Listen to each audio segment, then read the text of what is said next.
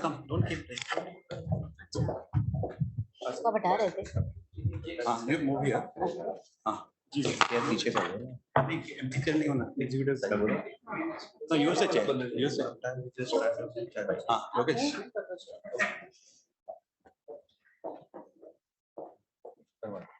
अनिरुद्ध गुप्ता ठीक है हाँ अनुपम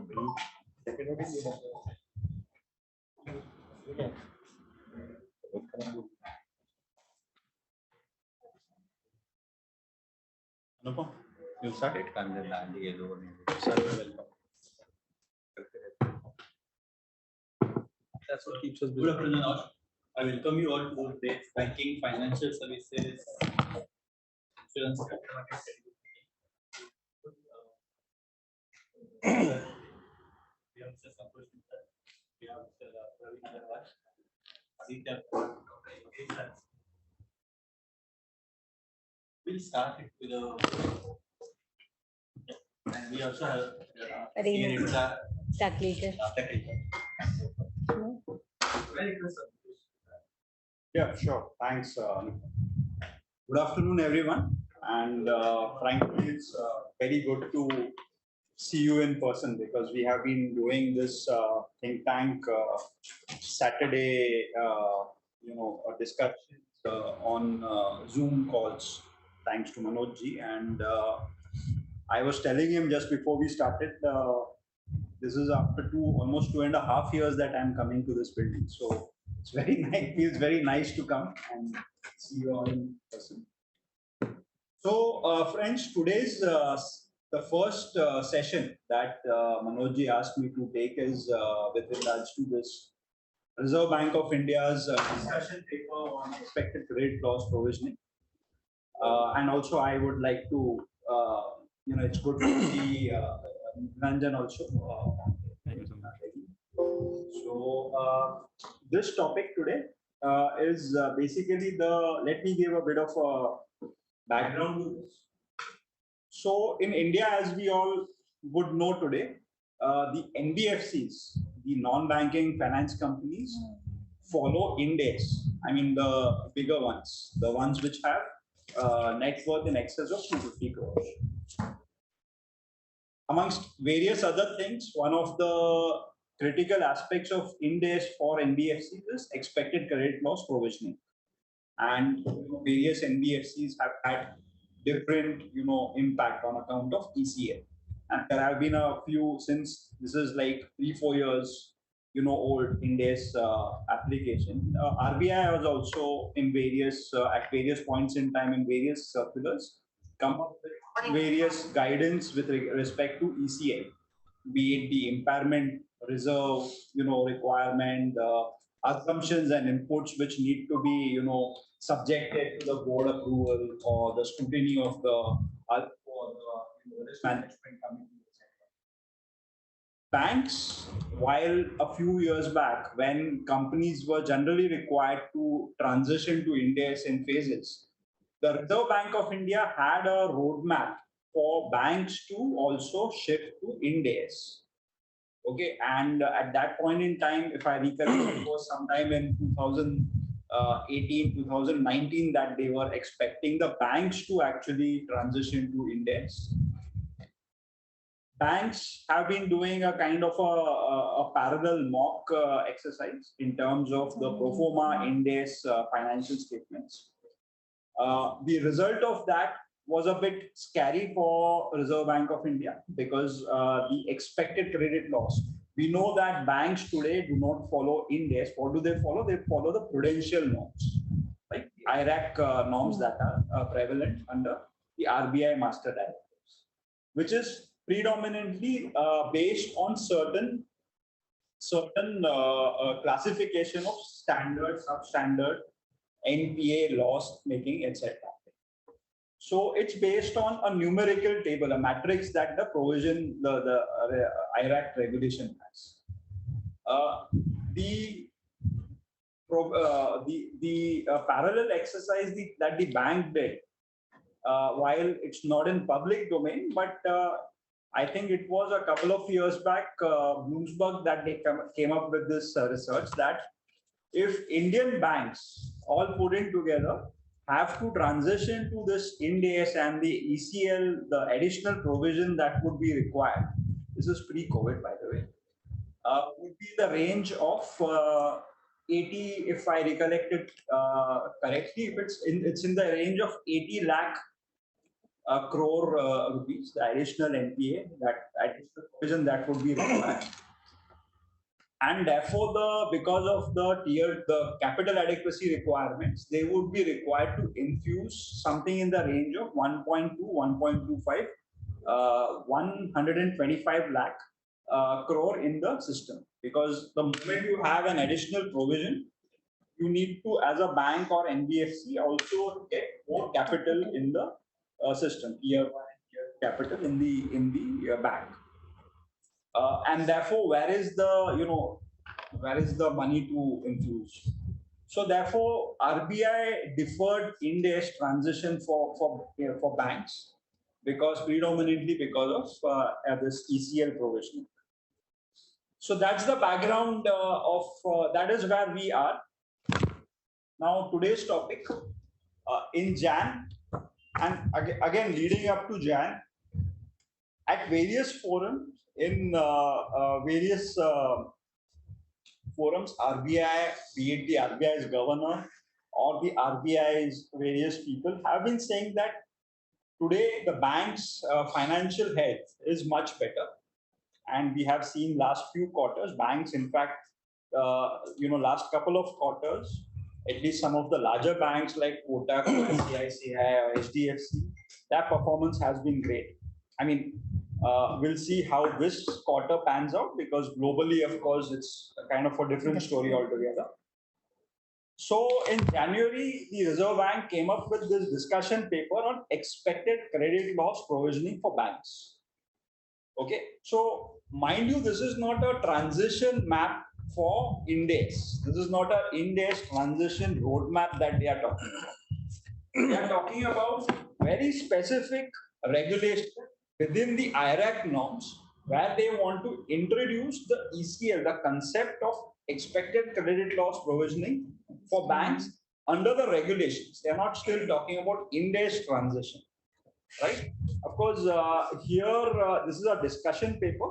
We'll deep dive into the discussion paper and various proposals, and we'll of course, do discussions on what are the likely implications. It's good to have, I understand, a few, people from banks and some of the, large banks that we have here. It will be good to have your perspectives also. In fact, I would just share here a few meetings back. Yeah.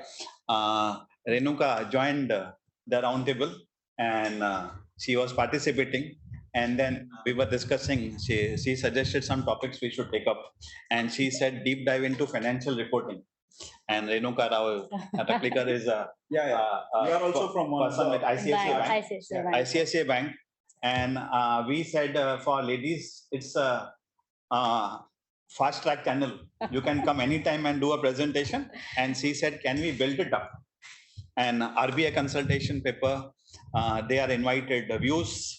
And views are very important, and we should do deep dive. And can we have others? I know Yogesh immediately said yes, immediately in the same meeting, right? We should do it and build upon it.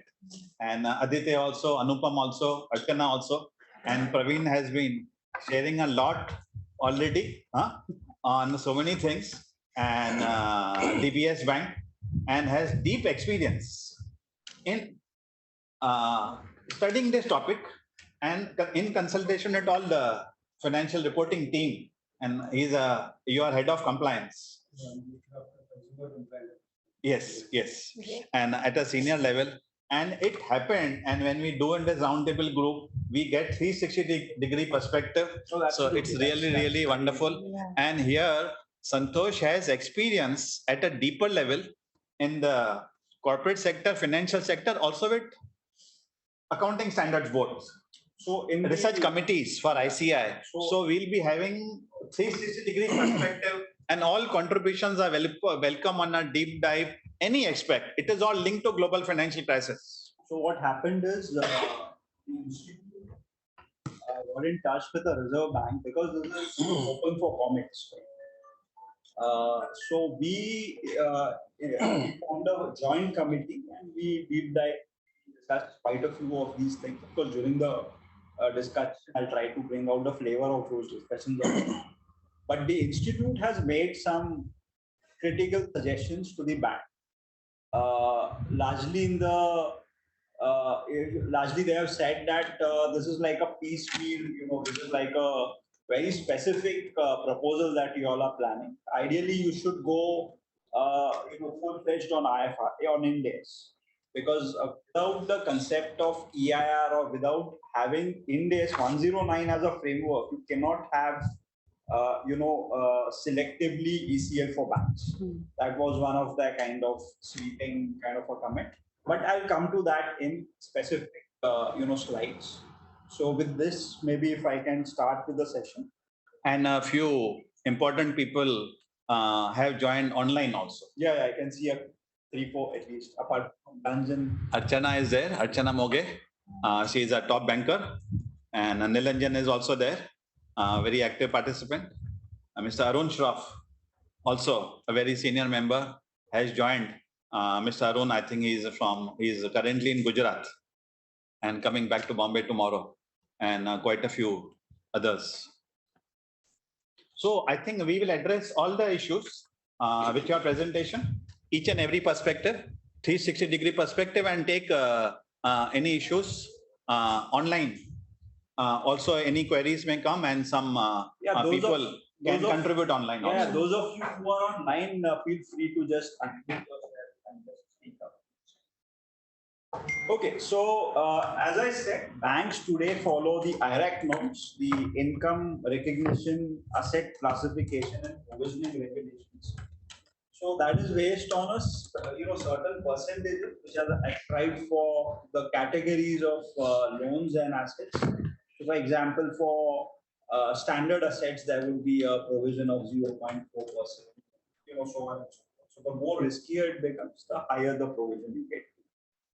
Based on the experience of banks worldwide and on the basis of the NBFCs having adopted ECL approach under Ind AS 109, the Reserve Bank of India released this discussion paper on introduction of ECL framework for provisioning for banks.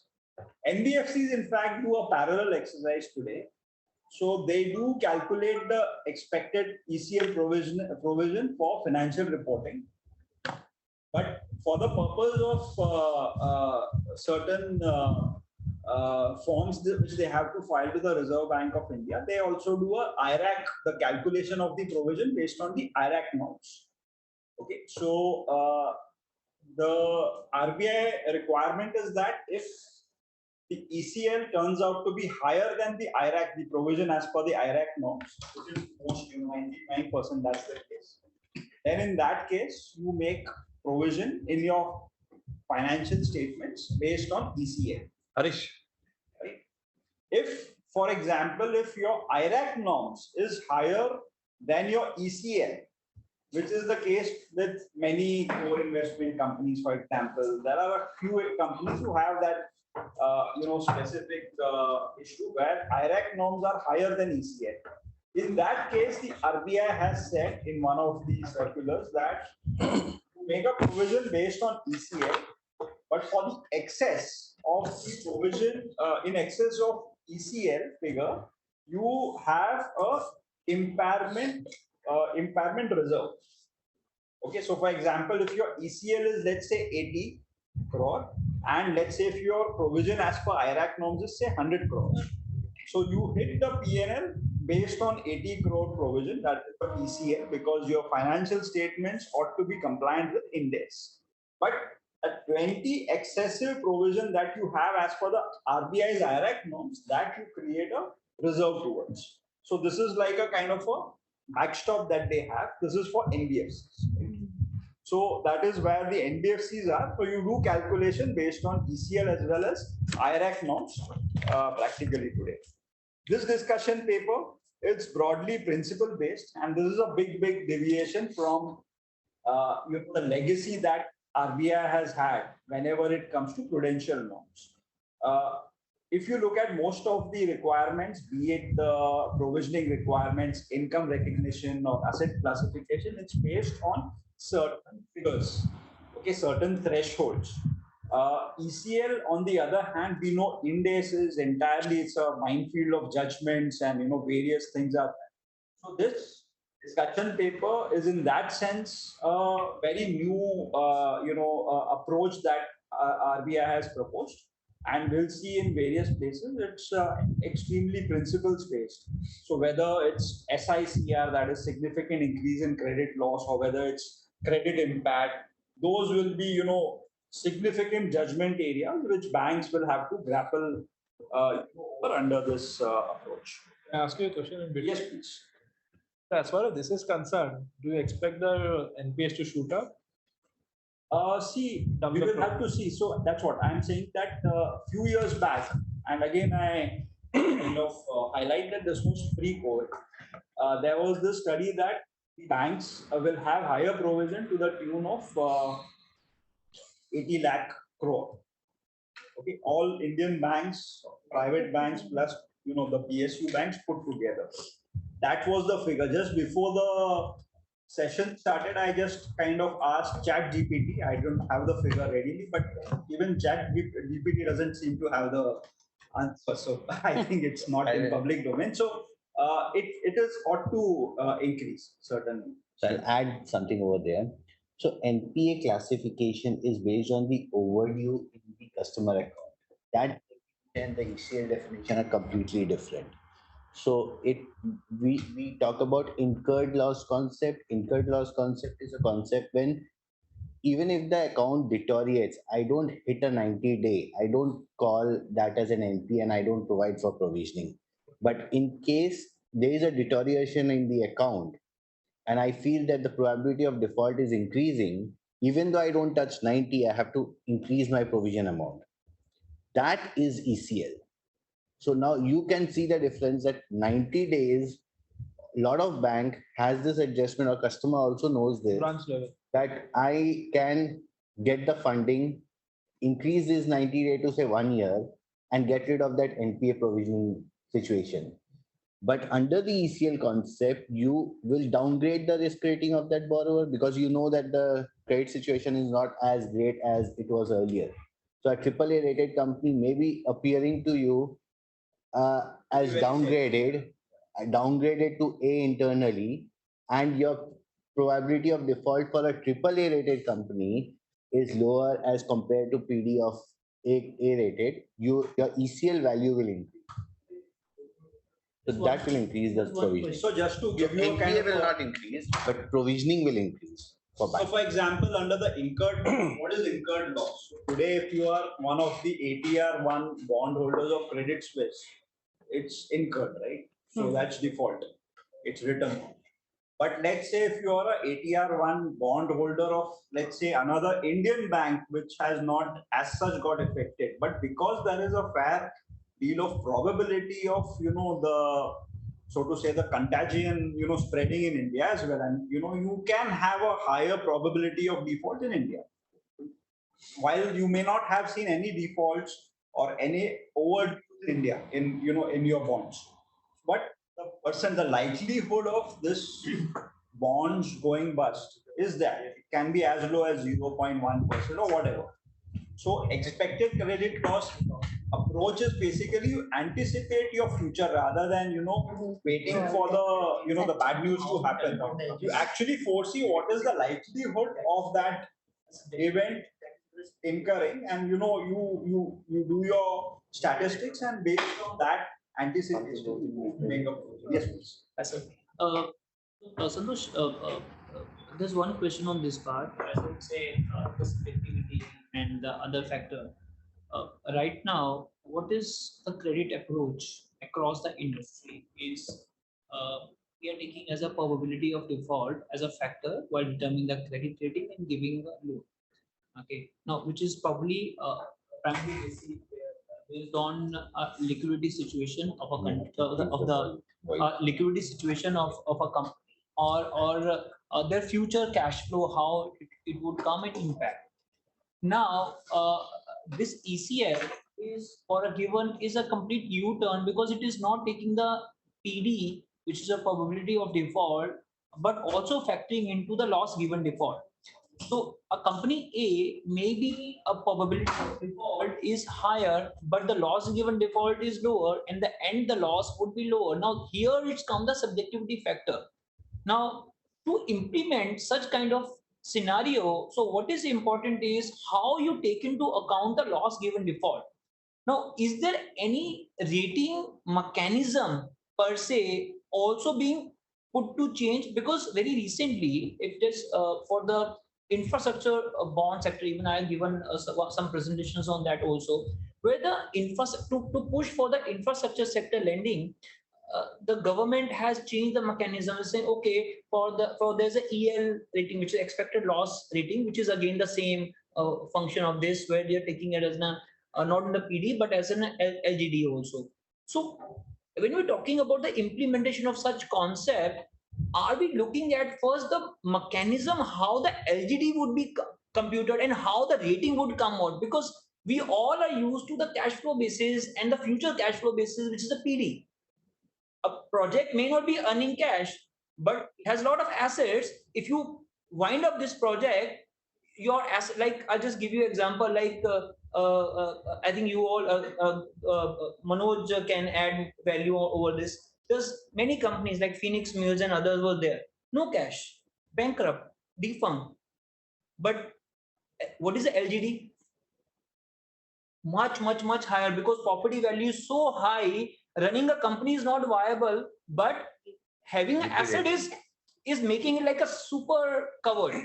Now, this is where it will come up to how gonna in this paper, which covering these aspects, because that is where the practicality will come. Put in context here. Harish is experienced as a director in Industrial and Commercial Bank of China. Deep into it. And incidentally, when we talk about, he raised a vital issue on infrastructure. China was known for infrastructure, and in India, a lot of infrastructure is there. Yes, and here there are lots of corporates who have got very good assets. Intrinsic value is very high, but there may be a technical reason. For example, infrastructure company, Reliance Infrastructure, they got Supreme Court order also that government, central government and DMRC, Metro has to pay 6,500 crores to them for over a year, but they are not received. Because of that, they got 4,000 crore debt only. They can become debt free, but unless they receive money from a Supreme, the central government and DMRC, they can't pay. So it is classified as D category. So they are defaulting to banks, and banks are affected. Right. Because of fair market provisioning, even before the D category. Absolutely. Also, so this can affect the whole system. So, and whether this takes a care into it, it does. So basically, so you're right. Of course, there will be a lot of areas of estimation and all that. So whether a D category company, it's the other way around. Earlier, you had companies which are not D category, who are not defaulted, but they may come into ECL because of expected credit loss. Right. But they are not defaulted yet. Yeah. And here there's a case, expected payment inflow is there. As of now, default is there. Expected inflow is there. You may still have an ECL. So ECL impact, you may still have it. So yeah, so it will be less. Instead of writing 100% off, yes, whether you can take the inflow into account. Because the ECL as a factor, even the CDS is also work with the same concept, where you have a two-factor, whereas a PD, the earlier rating mechanism or all our provision mechanism work with the one factor. What is the probability of default? The probability for X, you have given this loan. Yeah, so what is given is the X, your 100 crore, your probability for default 10%, then this is your expected provision. Okay, now when you come to the ECL, it's saying, okay, your probability of default is 10%, so then your loss is 100 crore, 10 crore. but the loss given default is 1%. Yeah. So No, it is a loss given default. So there's a 1% chance of 10% multiplied by 1%. So effectively, the given loss and the provision would be much smaller. that's right. So see, the discussion paper does a couple of things, and obviously large NBFCs since last 3 years have also been, following this. What this discussion paper says is, in fact, it goes one step ahead. It says that when you calculate LGD, and I think I have a couple of slides on that also. You do a stressed valuation. So, for example, in one of your things that said that Phoenix Mills, it has land and all that. But what's the distressed value of that? It doesn't say fair value. Today, the IRAC norms says, in fact, fair value.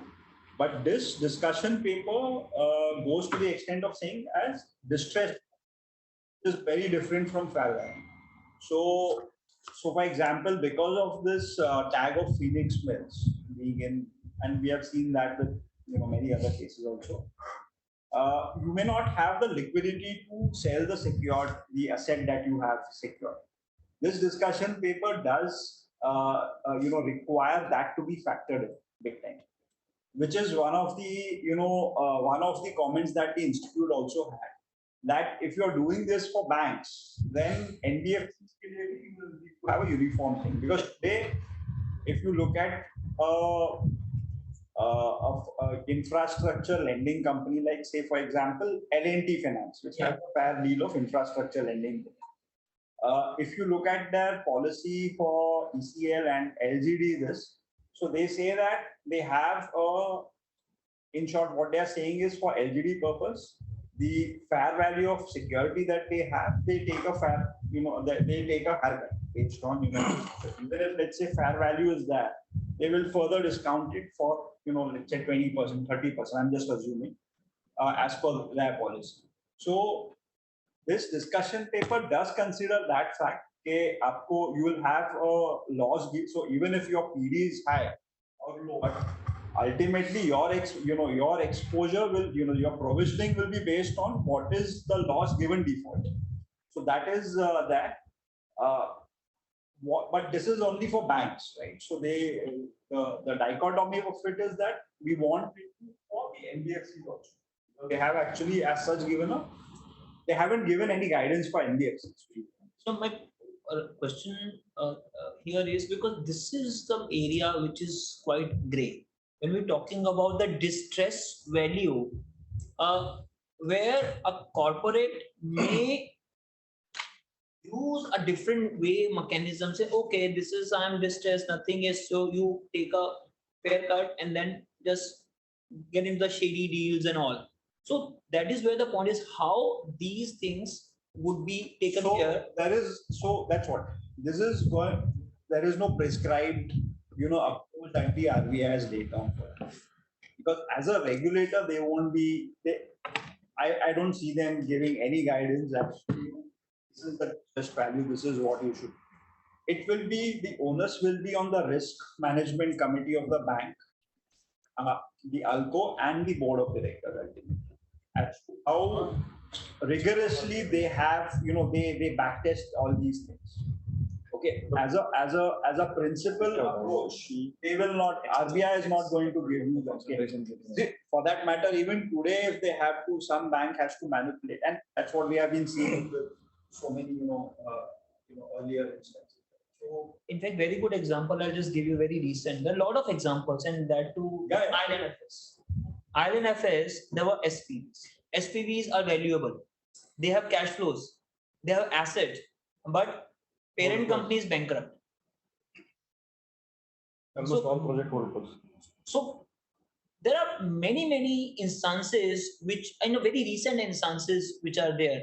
So because as Mano was saying, this is one of the factors that we have to put up to the Reserve Bank. I think this a loss given default mechanism, if over there, something should be very, not I'm saying because every situation is unique, but somewhere as a principle based approach somewhere could define as in, which is with the experts, and principal, this is how, and this is the valuation would work out. I think that is where would work. What actually this discussion paper has done is they have said that ECL is there.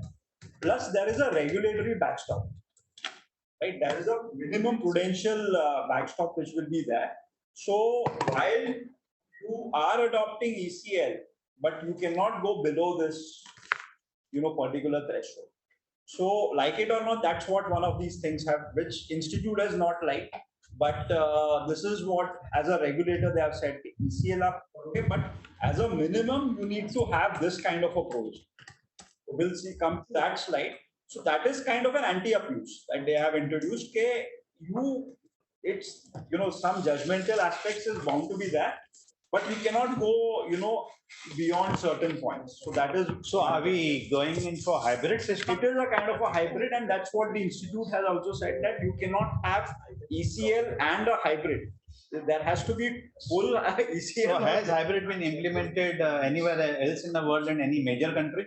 They have given in one of the earlier papers of the Reserve Bank, they have given an example of Spain. Spain also during, I think it was 2012, they had a lot of banking crisis. Yes. So they have, in fact, while they have adopted IFRS 9, but they have basically, also done some prudential, provision over of that kind of. Some of the more developed ones like Singapore and all, it's total full ECL. They don't. So this is interesting because India central bank is considered to be highly respected regulator now worldwide among the banks, far better than Fed. And the constitution of Fed is different because there are many bankers in that. Yes. So vested interest is expected. Yes. And here it is an independent. MPC is also there. You have shared the dates of the next MPC meeting, independent, very clearly. So hybrid model, that means India is taking the lead. Our system is stable. It is going to be stable among the best regulated system. We don't have such runs as which have happened in the last couple of weeks. So that means the base strength is there. But that means our banking regulator is trying to commit a hybrid system on novelty actually. And the corporate sector and the banks have to fall in line. See, basically, to support it. Manojji, RBI will never give up on prescribing certain minimums. That's there in that DNA. So they may call this ECL. This is ECL, by the way. But they are saying that ECL karo, but as a minimum, you continue to follow certain minimum provisions. Circulars. Rules. Right.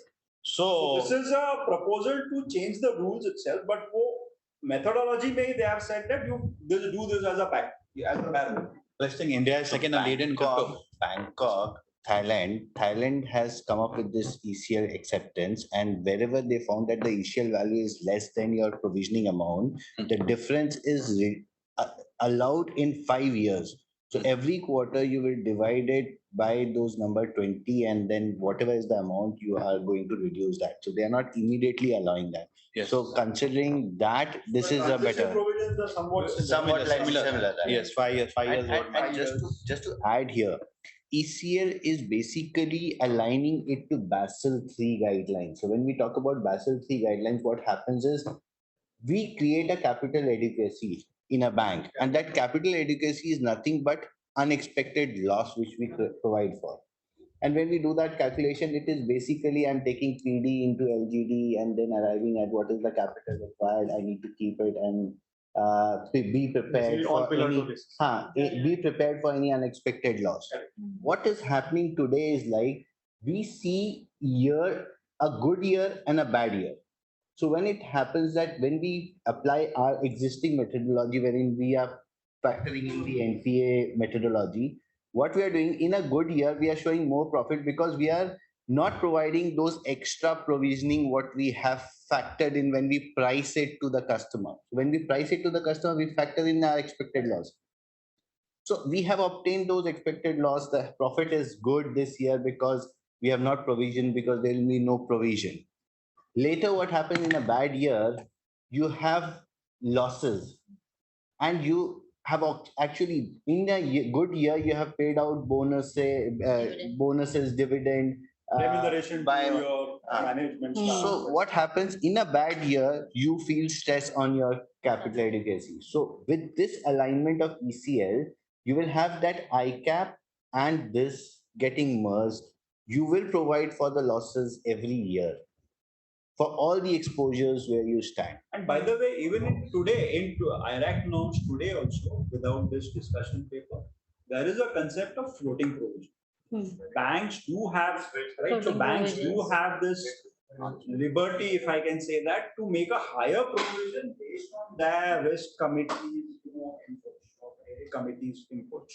So that is not something which is different from, where this is coming from is rather than incurred loss provision approach, you go for expected loss provision. Even Santosh, I agree with you on this.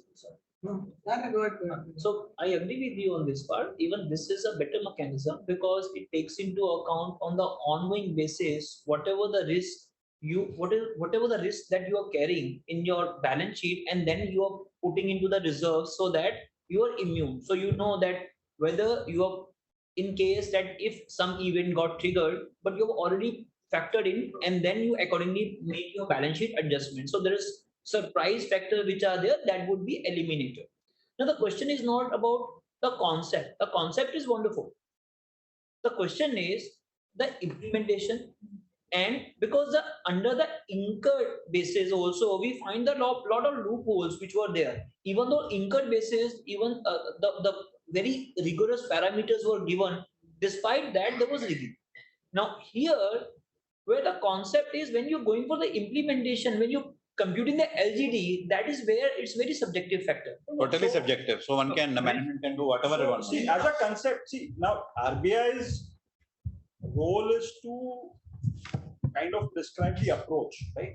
Of course, the proof of the pudding is going to be in implementation. Right. How well the boards of each banks or the risk management committee of each bank takes this is up to them. But as a regulator, I think they have gone a couple of steps ahead with this. Why? Because they have actually introduced this based on expected loss. So if my portfolio of my loans today is, let's say, 10 years, so I don't do just a provisioning based on what's happening today, whatever is in my radar today, but I do an anticipation for the next 10 years, okay, because that's the life cycle of my average life cycle of my portfolio. And based on that, be it business cycles, recession, whatever I can statistically build, I build that in my provisioning mechanism and do a provision. So in that sense, principally they have gone a couple of ahead. But totally understand that in India, everything is going to be in implementation. How well you implement. So it's purely depending on the ratings, right? ECL rating. I have one question. So, depending on the LGD, you both talking about that. So, although there is a judgment is always important, but it is not completely judgment. There are substances which need to substantiate to what is the percentage of LGD which is applied on a particular product and how is that will be kept. So bank has to prove that historically on a particular product, this is my LGD, and it is not my judgment. It is coming proved by my historical records over the last 4 years, 5 years. This is my LGD which has always been proven. Basis that I would be applying a particular. So just to add to what Mayur said, so there is a IBR regulation which RBI has where for unsecured portfolio LGD cannot be less than 75%, right? 75%. And for secured portfolio, it cannot be different from 65 unless, as he said, you can prove otherwise. If you can prove based on your historical recovery rates that this is better, then you go ahead with that. So there are, again, within that certain checks and balances which the RBI has tried to build in. And I completely agree. As a conceptually, I have no question on this. Again, when you say, because this entire factor is based on the rating.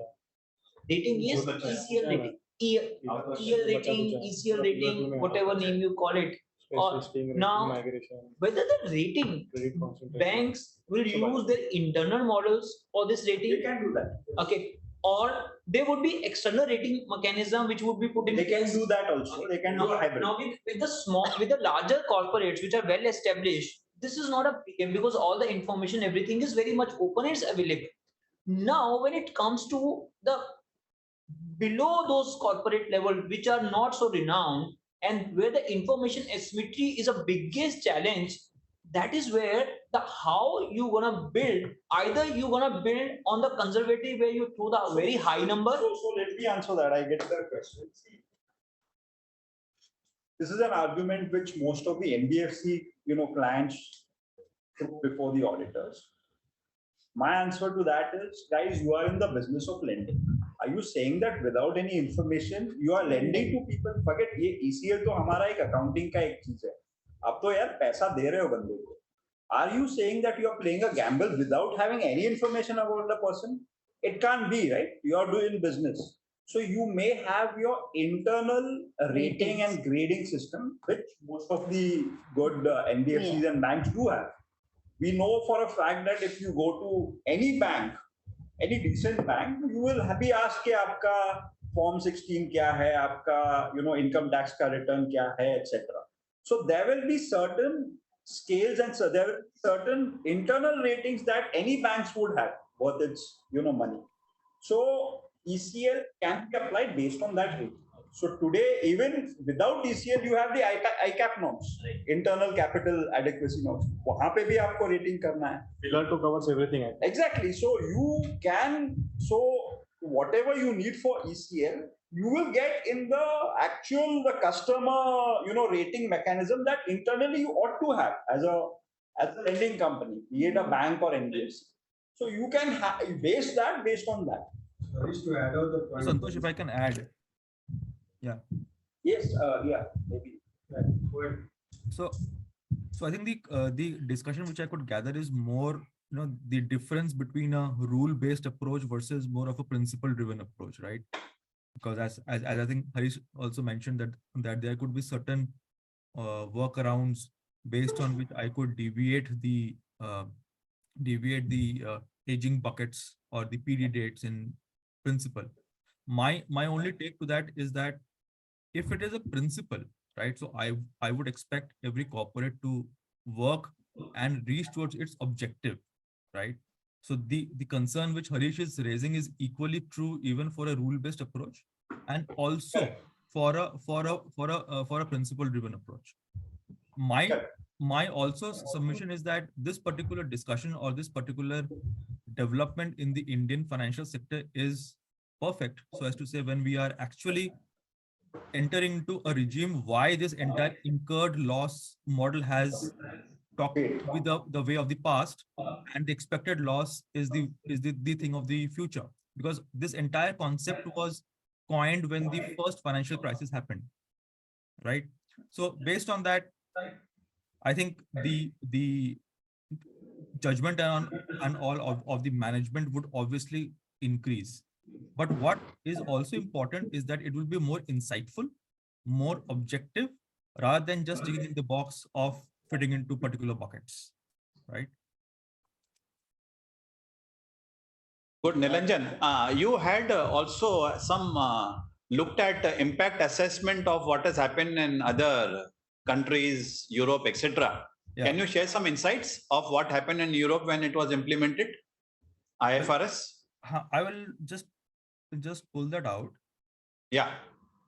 But I think, Manoj, the overall theme or the overall direction is that there had been an increase in provisioning, right? Because from a age-wise approach to a expected loss, which would even mean a provision on the next day of giving the loan, right? So that is bound to increase. But overall, I think from a worldwide perspective, there had been increase in provisions whenever various jurisdictions have moved to IFRS 9.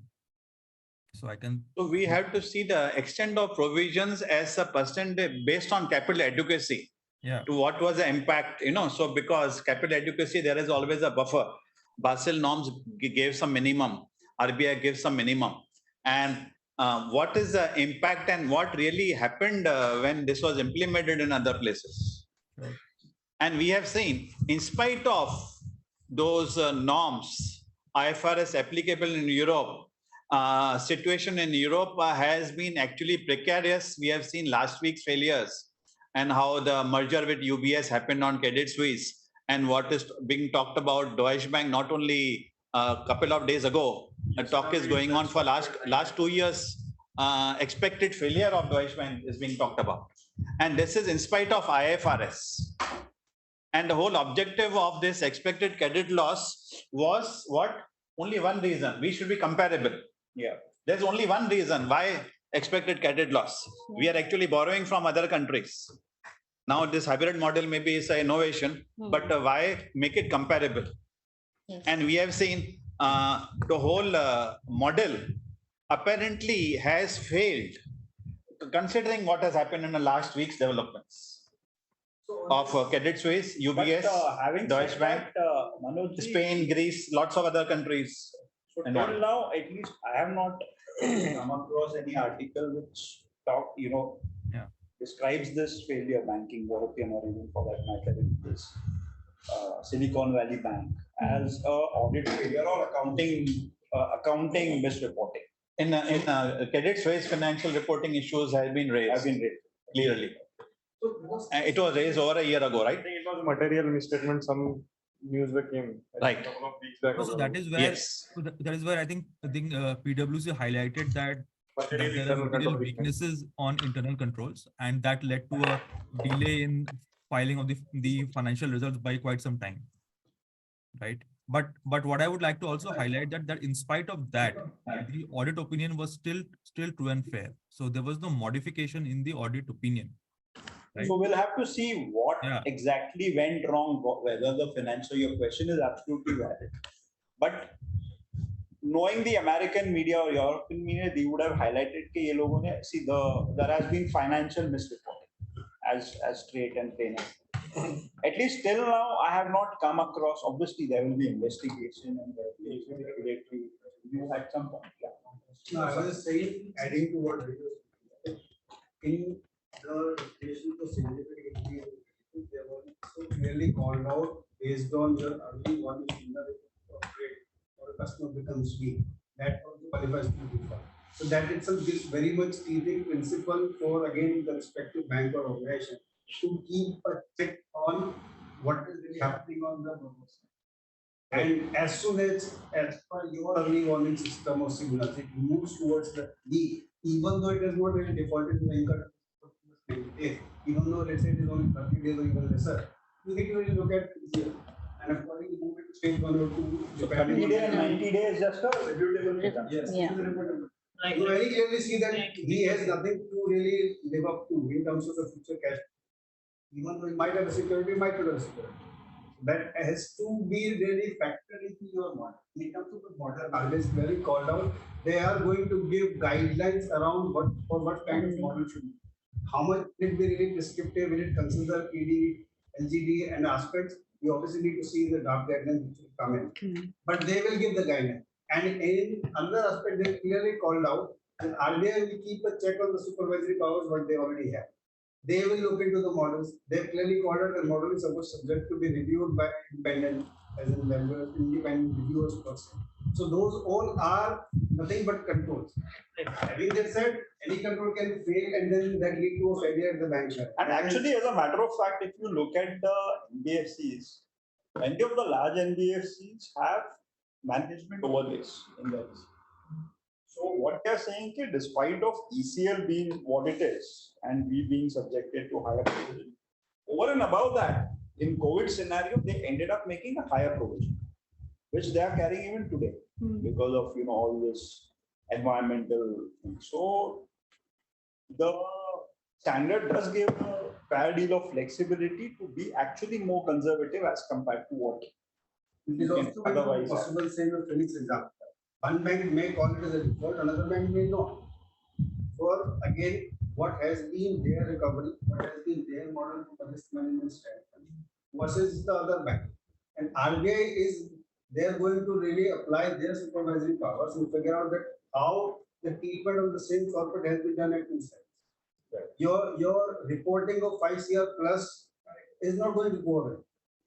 That unfortunately will continue. which we used to need to look at, that also becomes part of an early warning signal that what is really happening in the corporate with other bank, and does it really call for an action at your end to see how much impact does it have on your. My personal view also, I want to put up very clearly, accounting has direct relevance to business failures. That is what we actually, even accounting and auditing also, to some extent, early warning. See, even if we maintain an IFRS or maybe a prudential norms, these are, it doesn't matter till the time it's on how management is focused on and what is the business scenario. Currently, what is happening maybe in US or Europe are different scenarios. So India is also seen. See, I'm just not giving our regulators are doing better than that, but that doesn't mean we are everything is going. We have faced a lot of issues. We have already now over a period of time because of various measures, proactive measures, independently we have done. We have been able to actually mitigate quite a few risks. In fact, the Basel norms and other things are basically the Basel 3 is basically more of a risk, providing a cushion towards risk. So this is any which ways a provisioning, but I still am not very clear how dynamic is ECL compared to other accounting. That is more relevant. How dynamic is ECL compared to in terms of dynamic and comprehensive? See, if India plans to adopt it, or maybe banks plan to adopt ECL now as it is, so whether it will be your view, is there any flexibility that we have, or is it a better way? Will it have a more cushion on risk? Will it give more flexibility than currently what we have? Currently, IBA has come out with the prudential guidelines norm, which is actually like a thumb rule, knowing that how, because banks are not just private banks, there are public sector banks where provisioning losses are, there are decisions which has been taken. The NPAs are more or less being without any, you may say, I'm just giving within this four corners, I'm saying the decisions at times is not, you will say it's a management decision, how management perceives risk, what all they maintain, but it may not happen to all the banks. It may be, there are quite a few decisions which are taken, which committee or a management committee or a board committee will not have over and above board committee decision. Those things are the real, because that will not get captured in any ECL or other guidelines. That is what I was trying to gauge. RBI requires, at least for NBFCs, I mean, I'm sure they will be discussed for also kind of hints at that all the key assumptions in the ECL needs to be adopted by the board. You need to place it before the board. So let's say if there is a borderline scenario, then the board of the bank, including the independent director, have to actually ponder over whether that's the correct way of doing it. So the governance standards So again, how strong is your corporate governance? At the end of the day, all the bank defaults or any bank that we have seen is default not because of these accounting norms and other. It's about how they manipulated these norms. So manipulation comes into how strong is the corporate governance. Correct. So corporate governance, your risk standard, your policies, how you're committees. So even look at SVP or the Credit Suisse. So if you boil down, what it's come is, or even our own Yes Bank and others, right? Yes Bank and others. So where the things boil down in banking, where you are borrowing and lending, okay, you would have your taking into account that this percentage of default is going to happen, and which you take into account your capital cushions. Otherwise, no bank can default. Now, where things happens is when you become either you want to run at a speed which your business does not sustain, okay, or there's something other issues. Then only there is NPA issue comes, and which is again the management. So all thing boils down to default is not a conceptually everything is right, but then why accident happens because over aspirations of the management. Expected credit loss is only talking about credit. Absolutely. But if I talk about the SVB, the fall of SVB was not because of the credit, it was Liquidity. But again, this is mismanagement. At the end of the day, it's come to the management where the corporate governance. Governance. It boils down to governance, not the This Right. concept, in fact, is protecting more banks because you are taking into account what are the loss you are expecting if you go bust today. So it's everything is like similarly MTMs. It's like MTMs of bonds that you're putting in, and this is an MTM of the loan portfolio, which was earlier not happening. Even though there was a low losses, but no one was taking into account in bond. Though we have a under the table, under the carpet, we just keep putting an STM. That is a different. But if you do entire portfolio as a MTM, and this is the bond losses that you have, like a PD. At the end of the day, they have at the balance sheet and say, okay, this is my MTM, this is what my income or loss. Now, if you put in the PGD, this LGD or this ECR, what you're doing is MTM of the loan portfolio. So it is a more complex than the bond because you have market prices. Here are a lot of presumptions, everything would come in, but at the end of the day, it's coming in the same basket that the loan portfolio, which was earlier taken as a STM approach, now move out from the STM approach, put to the MTM. Everything to a fair value approach. But technically, MTM and ECL is not the same thing. No, but I'm saying if you Conceptually, Conceptually, because as you rightly said, it's here basically to capture the credit risk that. Right. yes. So a market participant today, MTM is based on the fair value. Market It is participant market may or may credit not risk. factor in that much. True. Market is different, but here assumptions are there, Yeah. and their market is supreme because if you have a 40% discount on the bond, Yeah. Actually it may be worth 10%, but 40% market captures it. It can be manipulated. But here the concept is that fair value ho jata hai. It is based on So fair it takes value. into the credit part. I'll give you an It can example. become the So, fair value. for example, no, not risk.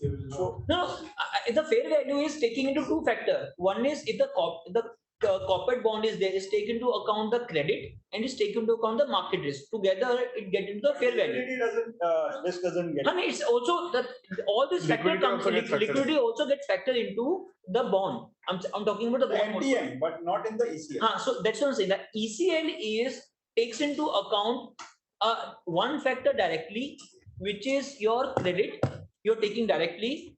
The other two factor, which is a liquidity and your interest rate risk, that is an indirect you're taking into, because when you're talking about the stress value, then you are indirectly taking into the liquidity in the model. So for example, let's say if I'm holding, let's say if I'm a bank and I'm holding some bonds. Yeah. Let's say debt bonds. I have a ECL, I have a fairly high, provision. Right? Despite of that, let's say it's a quoted bond. It may be quoted at a fairly good price in market. So I may still have, if I'm calling it as a FVOCI portfolio, I may still have a gain. So there would be a difference between ECL and fair value, but your, I think, point is it gets closer to the fair value rather than the. So not with the exactly, because you're taking liquidity when you're talking about in loan, you're not taking liquidity. Yes, you're taking liquidity because you're taking the stress value. Stress value is you're taking the worst price for the valuation. Okay. Plus, what happens is the fair value is not only driven by the bond or the script specific factors, the overall sentiment. Absolutely. Second factor that you're talking about, the interest rate. Yes, interest, because when you're doing the probability of default is again a function of cash flow, and when you're taking the cash flow and discount it back, you're taking the interest rate factor. So one factor you're directly taking into account, which is your ECL may credit, which is a main factor.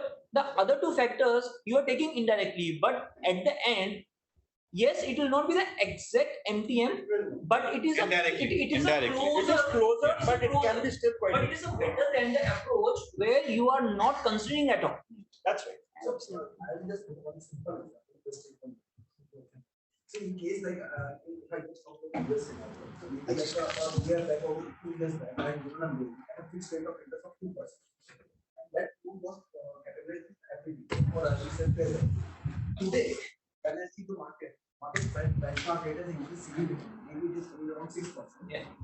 From saying bank perspective, if that same loan that has been categorized as amortized cost and ECL has to be calculated, there is no change in the credit risk of that loan. I will still consider that the loan credit risk is zero. ECL is maybe very, very nominal. But if I see the market value have a huge losses because that was a fixed rate loan. It was when moved at 2%. Right now the market rate is 7%, so I'm losing 5%. So there's a huge losses which is sitting in the form of LTM. So the market value, or I would say like what you were saying, like, the market value, if I want to capture the market risk, the liquidity risk, all those may get covered as a part of the fair value, but will not get covered as a part of the. Indirectly, because your PD will increase. So PD that we calculated the losses which will happen till maturity and just doing the present value of that. So Right. I'm still focusing only on the credit risk. See, with the credit, that's what I'm saying, it's an indirect. I'm not saying direct. So it is captured when it deteriorates the credit quality because of interest rate high. There's a deterioration in the credit quality of the corporate. Then it will factor indirectly into the PD. Wherein over there it is a driving factor, one factor. So that is what I'm saying. It is not equal to the fair value, but it is a closer to fair value. When, because it's going into default, then your PD will rise much sharply, and then you get into all these factors. Because wherever the interest rate risk is culminating into a default, okay, that would capture under the ECL, which was not earlier. So it's closer, but it Probability or default? If you are giving a loan at 4%, suddenly 8%, your corporate cash flow would impact and your probability of default. And we have cases where the banks are lending at 17% now, commercial vehicle finance. Now 17% is what? They say 9% NIMs. It is atrocious. In a good economic cycle, payment will be there. Right. But in a bad cycle, 17% there will be. This is commercial vehicle, large banks on Nifty. And your microfinance is also there. In a good cycle, fine, it goes. And it is all because of interest rate risk. Absolutely. And here, if you have a gold loan and a safe, then okay, you sell the loan and you say 99% is my collection efficiency. No, but gold Yes. loan is not, so you may have a high PD, but a very low LGD. Right. Very low because you have 100% recovery. Yes. Secure. 99% collection efficiency and 1% also you recover it. But here, in most of the cases, in commercial vehicle or others, it doesn't really happen. But in the gold loan, 70% LTV. So you are already secured 100%. True, because the gold is again considered as a high risk. true, true. Considering the Yes, yes. See, that's the thing. Because over there LTV is high. So you, in the home loans and others, what is the LTV is high, which you are taking 100, not 100% security. Is 110% security, 120% security. So in that, if you're taking a 25% haircut and you say stress, after 1 or 2 years or 5 years, you are getting a 50% LTV. Your 50% LTV, even your all haircuts, you are in positive. Correct. We have cases when we are talking about NBFCs, banks, floating provision. That means partial. They are running the ECL models. HDFC Bank created a floating provision. Axis Bank created a very good floating provision. In COVID, they continued. ICICI Bank created a very good floating provision. India Post created a very good floating provision in NBFCs. L&T Finance did a very good floating provision. Also, now those were NBFCs, they are running models, but they created it.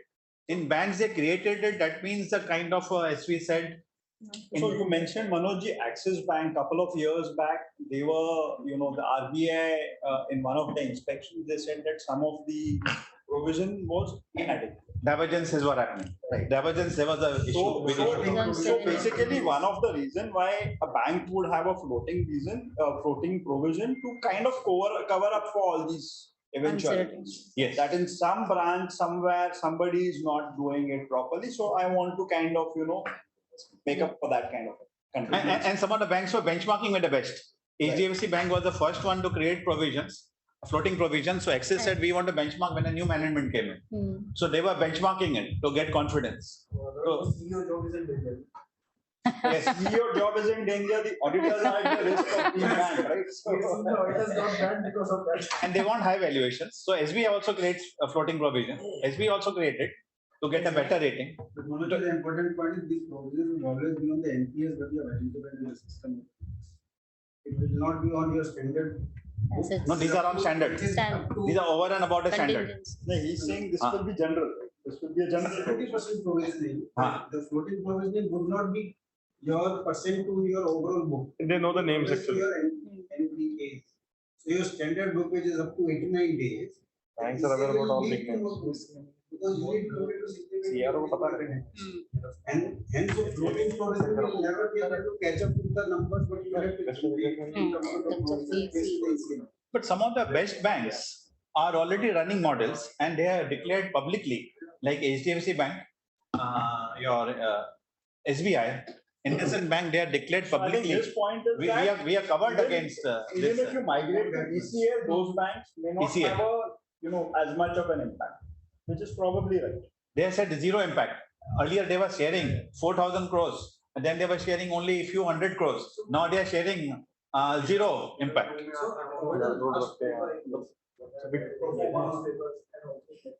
Like, for example, RBI is intentionally made it very compulsory. You have to create a 100% provision for the bank. And because of that, the loan book become very clean. Now, Yes. whatever the higher provision they had created earlier, if there is a recovery, so then there is a benefit only to the Yeah. banks. Plus, in the COVID, few quarters of COVID, a lot of banks did take the opportunity to cleanse up their portfolios. Which So, also happened. very well utilized for them. Okay, Santosh, so with Nilanjan, you said something. Sorry, I think you also mentioned about inspections, right? In your RBI. comment. RBI inspection. RBI inspection. So my take is that obviously the level of judgment is going to be high, but what we should also brace for is that when things are all these judgmental matters, when they're picked for inspections, right? The regulators have a very different take, right? Because they have the benefit of hindsight, right? They have the benefit of the passage of time. So it is very easy to question 5 years down the line why you did not make a provision in year one, because you have the benefit of time and you know if things have gone bust. But in year one, it will be very difficult for even for the management to even reliably project the burst of a particular loan or a particular entity. So I think in other than being conservative or having a more robust model, people should also be conscious of these regular questions which may crop up when things gets implemented.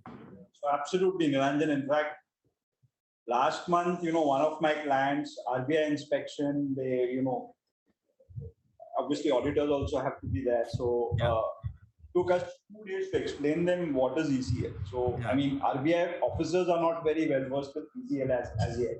Yeah. So it's a nightmare to explain. I know, So, I know. Absolutely. I know. You can't only say it is only for ECL. There could be many things which they might. Yeah, but more ECL because LGD, PD, But sometimes they start despite knowing that they don't know. To Gauge how far bank officials know. They do it, and some of I've them been are faced really couple of meetings and trained well started in. what is pillar 2. So I was never supposed to understand why RBI will ask what is pillar 2. They were trained enough. My apprehension is that just a kind of a those questions. yeah, they just try to do a deep stick review, because that's the way they do. Otherwise, sitting besides in a different cabin, having access to 40-50 names, which they bring during their inspection, they always come with some 40-50-100 names, which they know is being reported in SMA 123, and these accounts are present in your bank. So that much data they always have. Nowadays, they've started even looking at all these on a regular basis. One project- Looking at parameters, looking at percentage going up or down depending on the ratio, and then sending the question. One project which still remained pending from RBI side, which I used to see in 2015, was they supposed to have an access directly to our banking systems. They initiated in 2014-15, but it never came up. I don't know why. Not really Yeah. happening at a pace we Yeah. may look forward to, but it is happening. Because same happened at the time of LGD. The TCS was appointed to do some research, but they were not able to find a CEO at some designated cost in 2015-16, I think. But again, it's a history now. 6 years ago, I think 6-7 years ago, you were there. The roundtable team Reporting it in did a- from did a- 2016. series. Roundtable team did a series over 10 sessions, and one of the senior persons from RBI was sitting as a participant, and we covered ECL. Hardik and myself, we covered based on the annual report of this. When the concept came in, we did a half an hour presentation on ECL at that point of time. and they do the trainings also actually in this. So that's why, in fact, I said our experience among the best regulators among the central banks. In fact, on inspection, Praveen, you have very good experience on inspections with Good experience. RBI. I know good experiences. Yes. Wow. It all boils down to the person who has really come down to the bank to do it. What his or her experience has been, be it within RBI, be it coming from his, let's say, erstwhile commercial banking background, or obviously his or her educational background, and also zeal to learn. If he or she wants to really get into something, he or she will get deep into anything which he wants to. And then you will have, as in, way to run across the bank to get something what they're looking for, or to really protect yourself. But that may not happen. Same way like on this ECM bed or a Basel related norms or Pillar 2 related norms, they may make you run crazily within the bank. While they may understand, you may, but sometimes it is very much possible they may not understand. But they are actually gathering whole information which they probably use or utilize in your next. Smartly, and Smart. you have experience, very good experience with a good merger. Yeah. Deep experience, huh? Merger as in, this also bank got collapsed for that matter. So they, like, talking about from a corporate governance strategy, that is what it really boiled down to. Bank has got 550 plus branches. They were obviously leading in terms of the credit. They changed their strategy moving towards the corporate side. They got to do bad deals. That is what it really led down to this kind of a collapse. So whatever we talk about, be TCL model, Basel model, all these models will really go with nothing if these are not really considered the right time, rightly by the right management and right board members first. These are obviously all the enablers and the tools facilitating the risk management. But if, like you said, management overlay, management has an overlay, nothing will happen to the next percentage from provisioning standpoint to 5%. Those models have no value. And whatever gets set or presented to the board members or even to management for that. Overlay is generally higher than what is. Yeah, but I'm saying it is still possible that management says that I will not get into these. I'll provide a higher. Yeah. From an NPA perspective, IRAC norms, RBI has been harping on automated provisioning, automated identification, automated even reclassification for that matter. Now, I don't know, whenever this guideline will become a dark graded in the that one will have to be still looked into and re-looked into. Right. That also calls for a big change in the systems. What RBI has been harping like every month. Where do we stand in terms of our automation? And they have issued So NPA automation is a project across all banks. And most of the SSMs are having this mindset only. So they have their checklist. So NPA automation, where do you stand? Let me know first. See, the RBI come with 3 standard aspects: NPA checklist, NPA automation, your data local for the foreign banks, whether localization is there or not. So all the systems are being properly embedded, integrated. If these things are not there, then either penalty or some adverse marks going to come in any of the bank, because these are basically your controls. If you have those controls, then the next question comes is your management. Your object means the subjectivity factor, which is because you have objectivity here, then who can override those is a management. So then the focus would be more on the management, the corporate governance, if these things are taken care. So I think they are that is where they're focusing more across in all the audits about to cover all these automatic things where the discretion should be left for the management as low as possible. That is where the RBI is going.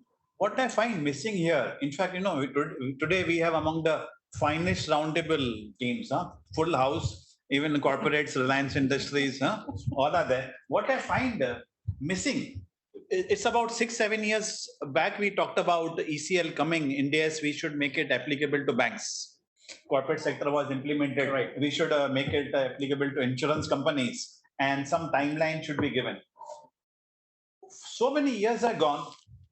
We always needed, much desired, there is no impact assessment. Normally, impact assessment should not take more than 6 months, 1 year.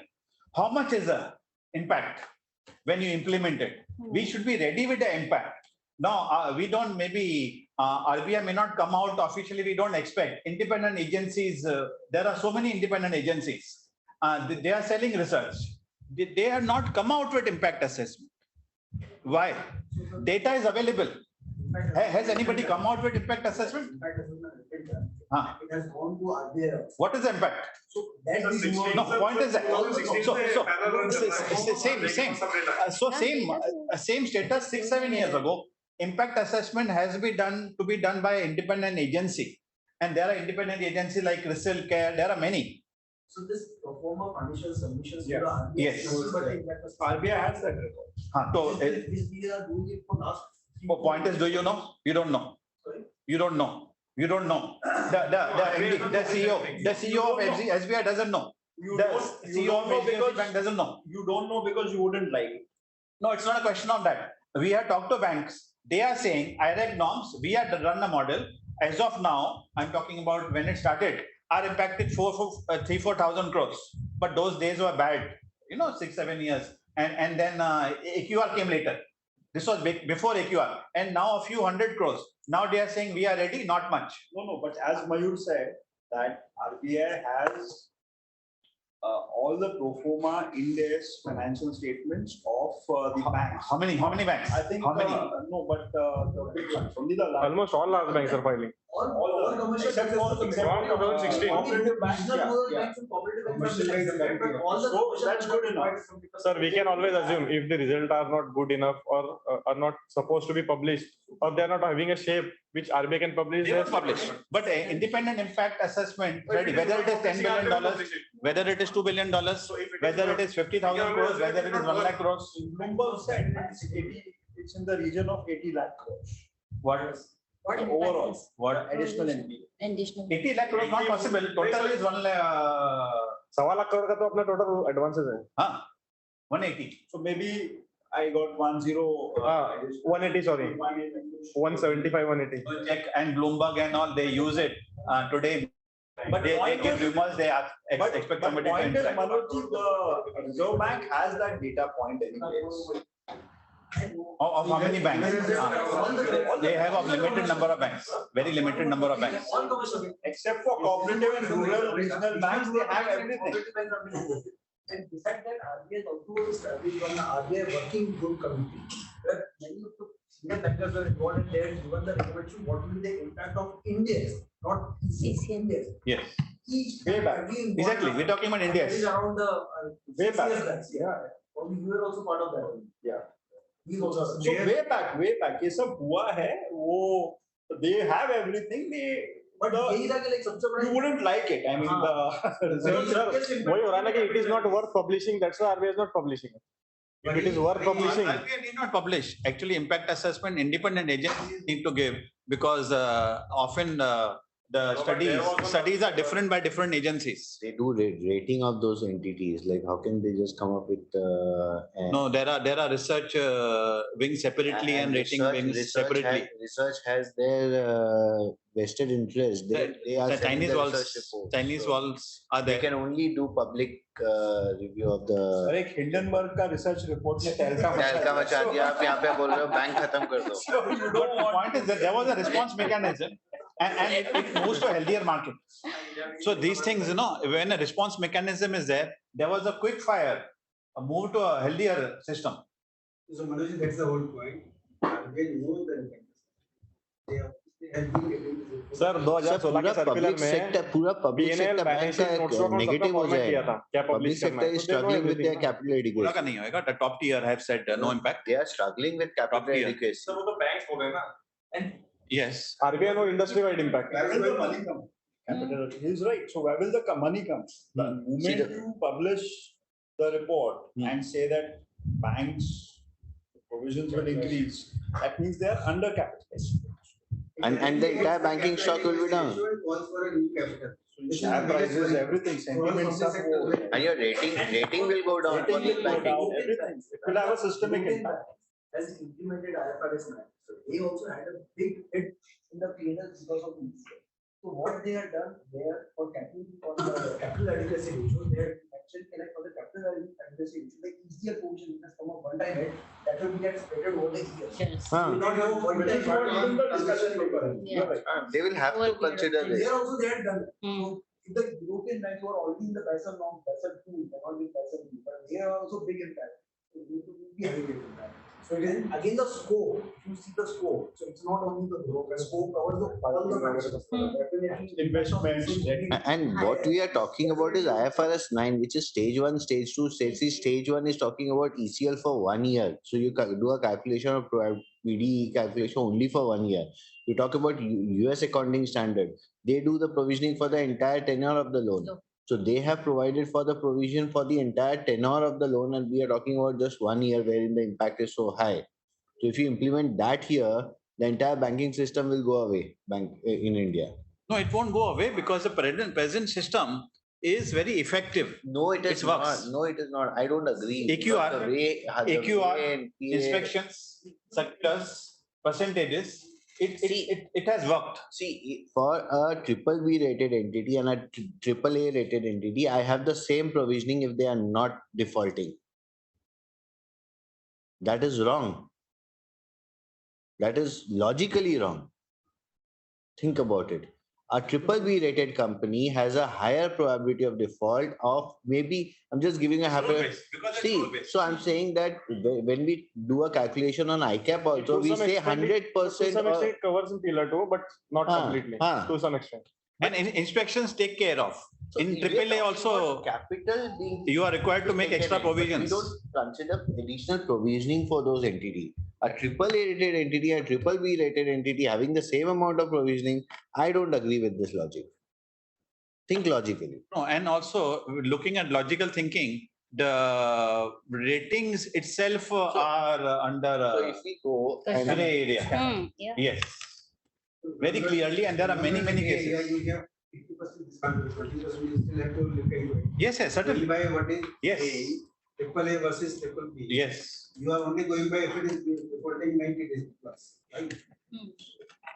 While the company seems to be in doldrums for XYZ reasons.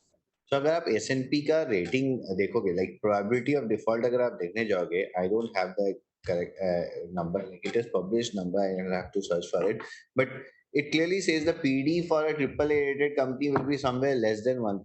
That's for India specific or? I'm talking about US specific. So it will be less than 1%. But when it comes to triple B, your probability of default is high.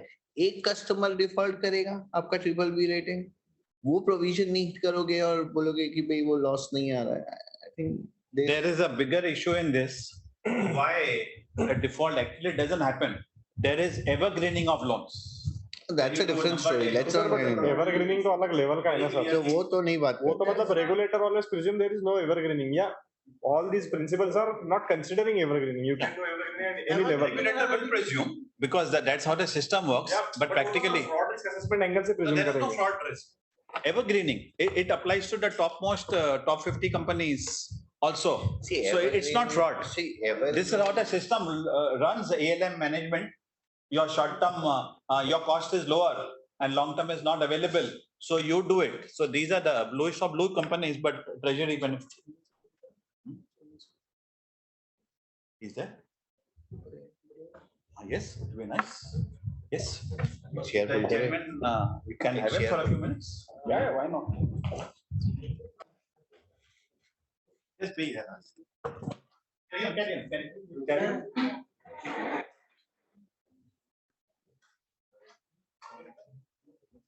Okay. Okay.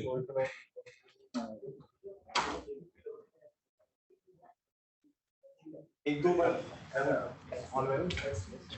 That's fine. And we've all got time.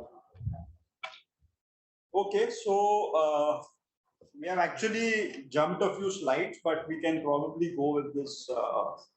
Yeah, I think the top. Internationally, ECL approach under IFRS 9 was widely accepted. Of course, in the US, they follow what is called as CEC, credit. The ECL will apply for loans and advances, irrevocable loan commitments. So even if you haven't actually disbursed the loans, But if you have an irrevocable loan commitment, as a bank, still ECL applies. Undisbursed project loan or Right. term loans which are there. we have- Line of credit or commitments because Yeah, committed lines. committed lines. So in fact, for the committed lines, banks have to make even a capital provision. So that is what I'm trying to say, that capital adequacy and this is getting aligned. So that has to be because if Correct. you have making a committed provisions and sorry, you have committed lines of credit and where the time frame is fixed, unless you are not revoking it, you are bound by it. If you know that any losses is going to increase, then definitely it has to be factored in. Any committed lines में Financial guarantee contract, उसको भी लगता है. In fact, we were talking on certain like reciprocal banks works where like supporting each other. Right. And many banks, because of capital provisions, if they have a lower base of capital, they would don't want to set up those kind of limits because it needs of.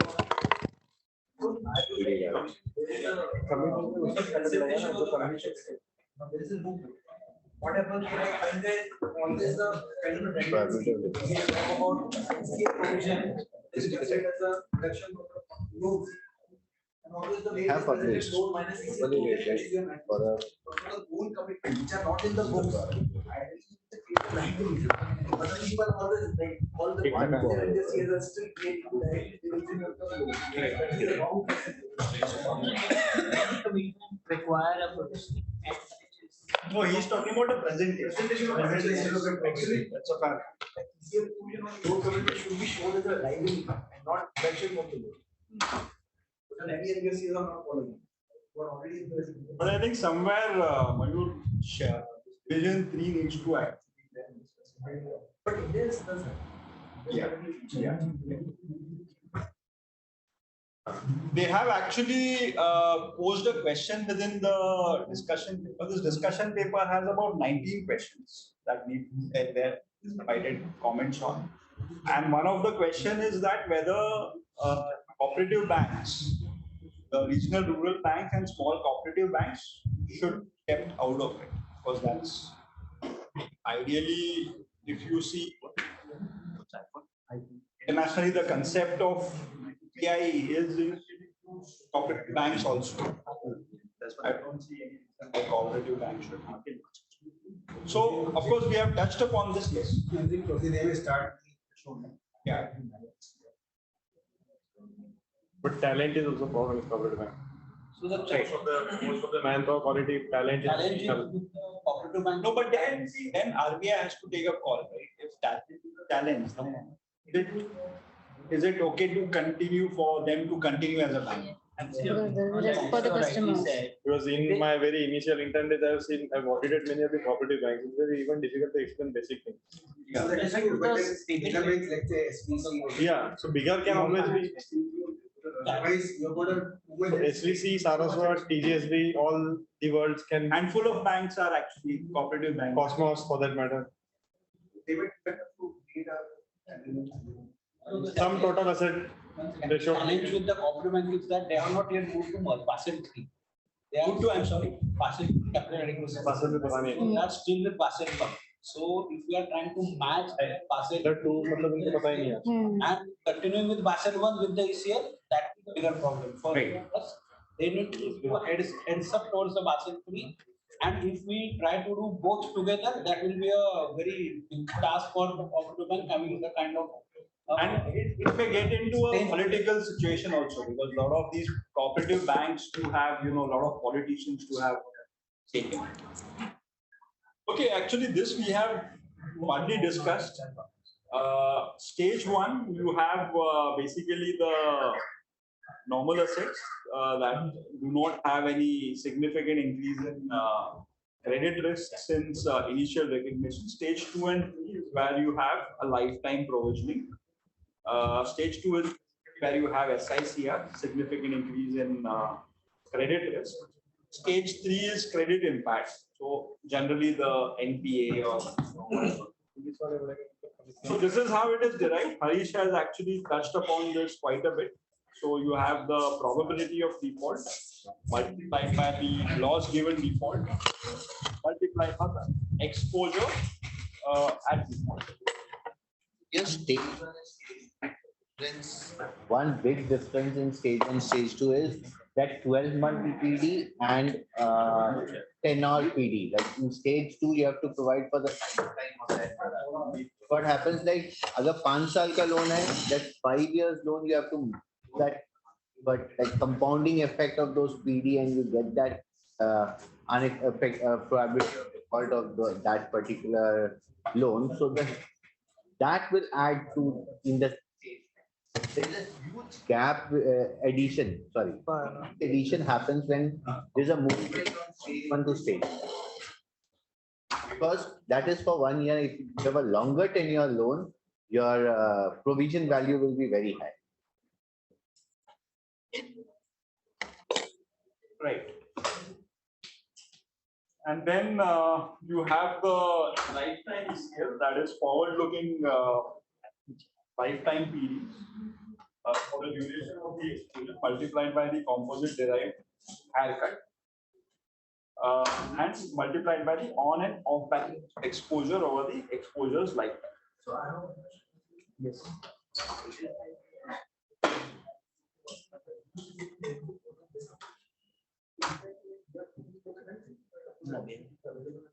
No, they have somewhere in the discussion paper, they have said that you can use that.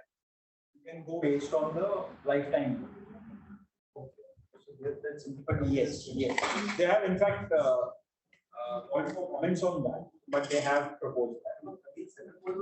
They are talking about releases, but they are not talking about releases. Correct. For the fee. Correct. They have in fact, institute has said that you don't deal with what is there. In fact, this discussion paper, they have not even mentioned 101. They have gone with 5,000. So, previously, they were saying that you cannot be a regulator in India on touching upon India. So that's standard, and there is no difference.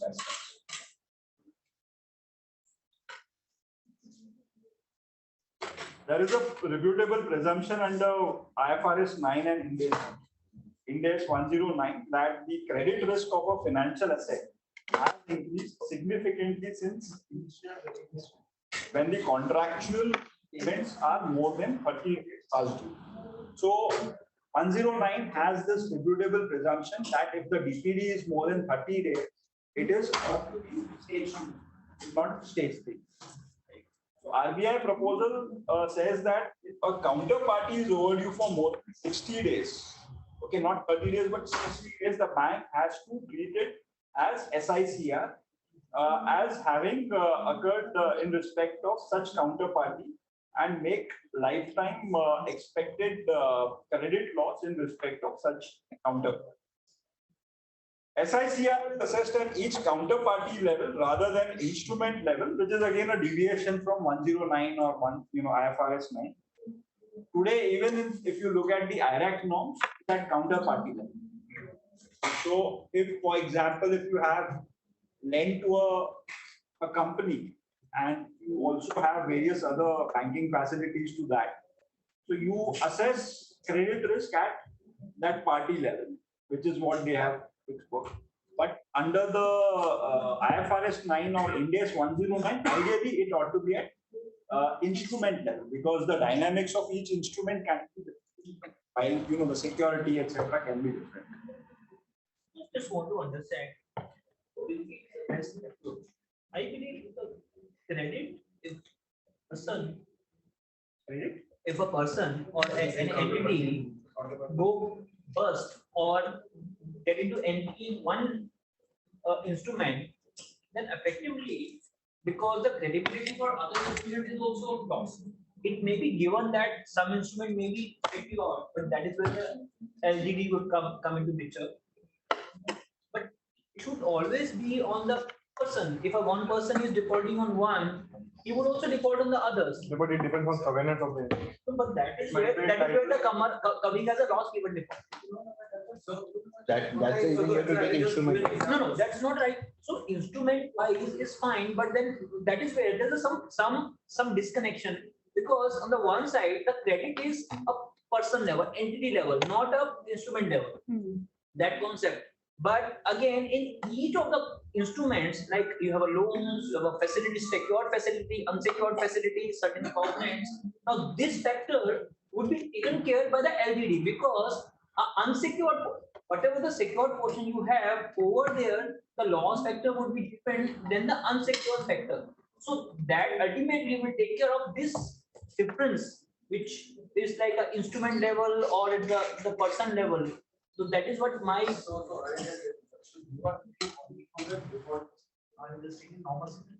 In a case, you had given a goal, say on 1st of January. Right. On 1st of January, the goal was given, and say he was honoring all his EMI on time basis. Say on 30th of June, probably he has missed a couple of installments, and it becomes 60 DPD, or maybe it has crossed 60 DPD. So although it is falling into he is falling under the stage 2, because this is already crossed. Right. On that date, bank has given another second date. Right. Because they won't be like, abhi to financial difficulty hai, it can recover, and it will be. So I'm charging little higher rate of interest as compared to the group loans. I would be charging it now. Now, as on maybe say like 30th of September. So if I compare from 30th June to 30th of September, there is no significant increase in the credit rates. But at a counterparty level, if I see, there is significant increase that the credit rates from 1st of January to 30th of September. No, but over there is a risk, because you're even though again. Because as a person is missing any payments, the simple cash flow approach I will take, the company's cash flow approach, that has been significantly, it may significantly or maybe a bit of this has been deteriorated, which requires your PD to go up. When the PD will go up, then definitely your provisioning amount, even though it's a standard or substandard, that is a different factor. When there's a stress coming on your taking into account LGD as a same, as an objectivity factor, you taking your PD higher because of whatever the factor, either interest rate has gone up, your cash flow has a stress, or what may be, some other factors. Or the sector specific factors also. So before coming to the the first point is we need to decide whether we follow stage 1 or stage 2. So if I only go with the requirement of the standard, it says that on the initial negotiation, what is whether there is a significant increase in the credit rates. If the loan has been disbursed on 1st of June, and I'm saying on 30th of September, there is no significant increase in the credit rates, then ideally it should fall in stage 1. But if I do it at a counterparty level, then ideally it will fall under stage 2. So because of that, the ECL provision will get significantly. And secondly, it is a kind of a carve-out from the IFRS international standards, where it says that like ideally you can apply counterparty provided the answers are almost at same if you apply it at an instrument. So that does not. Anyways, So if I'm saying I had given a loan to say like Mr. A 3 times during the year, 3 separate loans. Then if the instance A credit worthiness is deteriorated, then the ECL provision of all the 3 loans would be same. Absolutely, that is the right approach. So A here is an entity, correct? Yeah. And when we talk about counterparty written here, it's entity. Correct. So there's a deviation in norm. Currently, what we understand, it is entity wise. Here is given, if he is a defaulter, it may be in an OD loan, it may be not in a term loan, but he is a defaulter. So more like he is assessed and because his financials are not really good, we should be careful about that. Yeah. So here we are deviating and creating concepts into that. If it's a working capital loan, or if it's a term loan, so this will differentiate. In a working capital loan, it may be into liquidity. So you can always debate. I'm just giving a thought. That is what we are trying to segment it, since we have a liquidity kind. So because it's a liquidity kind of thing, so we should assess it. This is liquidity, so only that working capital kind of loan will be earmarked as, now it is 60 DPD, so a default, not the other one, the long term loan. That is what I am understanding. This is what the understanding is. So ideally, the requirement of the standard is that like the instrument, we need to calculate on instrument basis because all this, because at the time of disbursement, because when I say I had given the second time loan on the June, at that time I already know the credit worthiness, and I am charging higher rate of interest. Why I am charging higher rate of interest? Because I know the credit worthiness has been deteriorated. So I'm covering my risk. I'm already charging higher rate of interest. I already cover my credit risk to that extent.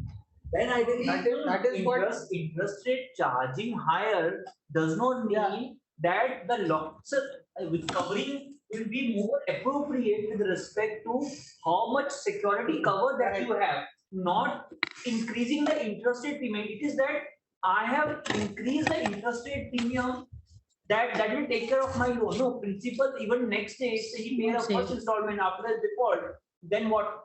So that is how much security that you have taken. The security is coming in as in a loss given default. So if there's a default, how much probability was involved? And second is a loss given default, then how much money I would be able to recover. That should be the criteria, not risk premium building. I'm in case of DHFL, when it was on default, there was a bond which was quoted at 25% or 40%. So does it mean that it would cover my bet? It will change the nature of my bet? No, it's only that I feel this risk, this reward is justified for taking this risk. But from the accounting perspective, that's a business understanding. But from the accounting perspective, that if let's say tomorrow, this is a bet they have taken, some even DBS and some other banks have taken those bets for it and even it bust. Now they lost this money. Now if they lose, if they go bust, how much money I would be able to recover? How much tangible assets do they have? If they have sufficient, even that's a 40% cut I'm taking, but they after even the defaulters, their loss would be 80%, then I'm significant loss. But if they even after default, they would be I would able to recover my 60% or 70% of money, then my approval will be different. So, But the review from an ECL standpoint would be already happening at a distribution. You will not be missing all the instrument from that standpoint. no, the instrument level is not a correct approach. What is I believe that is always as a credit is one. See, if I'm credit worthy, I'm credit worthy. I'm not credit worthy, I'm not credit worthy. It's not I'm credit worthy to him, but I'm not credit worthy to No, I'm that not saying person. that part. I'm saying from a ECL standpoint, what it states that we will have to look at the provision and assessment of significant increase in the credit risk at each individual instrument which is given to that counterparty. Instrument or counterpart? It has to be done at each individual instrument, obviously, that is given. There is no leeway there. You have to do that. But in that, you will already factor in what is really happening at a counterparty level, and accordingly, your provisioning may differ basis the instrument which you are reviewing at that point of time. But IREC में तो अभी जो होती है, that is on the Counter. That is what the difference is. Because IREC is principal based, sorry, rule based. Let's say credit card. The credit card dues are not paid. Even though it's 1 rupee or extra rupee and it will continue for 90 days, the customer or the borrower is not entitled to pay at all. But let's say he has got home loan, which is secured more than, like we discussed from the haircut standpoint. Still, I will go and burst that loan and say it is default. This is one of the biggest differences that in this ECL game, you will have to look at each instrument level and accordingly look for which is more granular. Yes. As compared to Instruments are so compartmentalized, ring fence structure. Like compared to secured loan versus unsecured gold loan, credit card, there's a big difference between the two, and there could be many disputes arising between the two instruments. Anyways, going by this concept, you have to look at the instrument level. It is not saying that you leave away the instrument level and only look at the counterparty. You will have to start with the instrument level. I agree with that. I mean, I completely. This is because one instrument like it may be having as in again because the concept coming into LGD earlier was only the PD. So LGD is taking that one instrument having a more lesser LGD, but the others have a more unsecured have a more loss given default, but the housing loan is a counterparty level.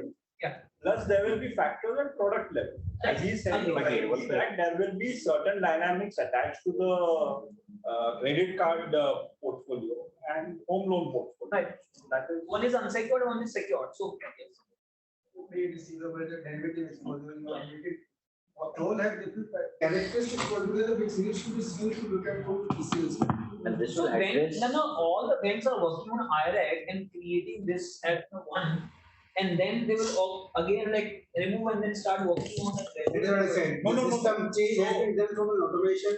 RBI has been asking system automation for NBFC. No, just to be clear, Harish, the discussion paper still speaks counterparty level.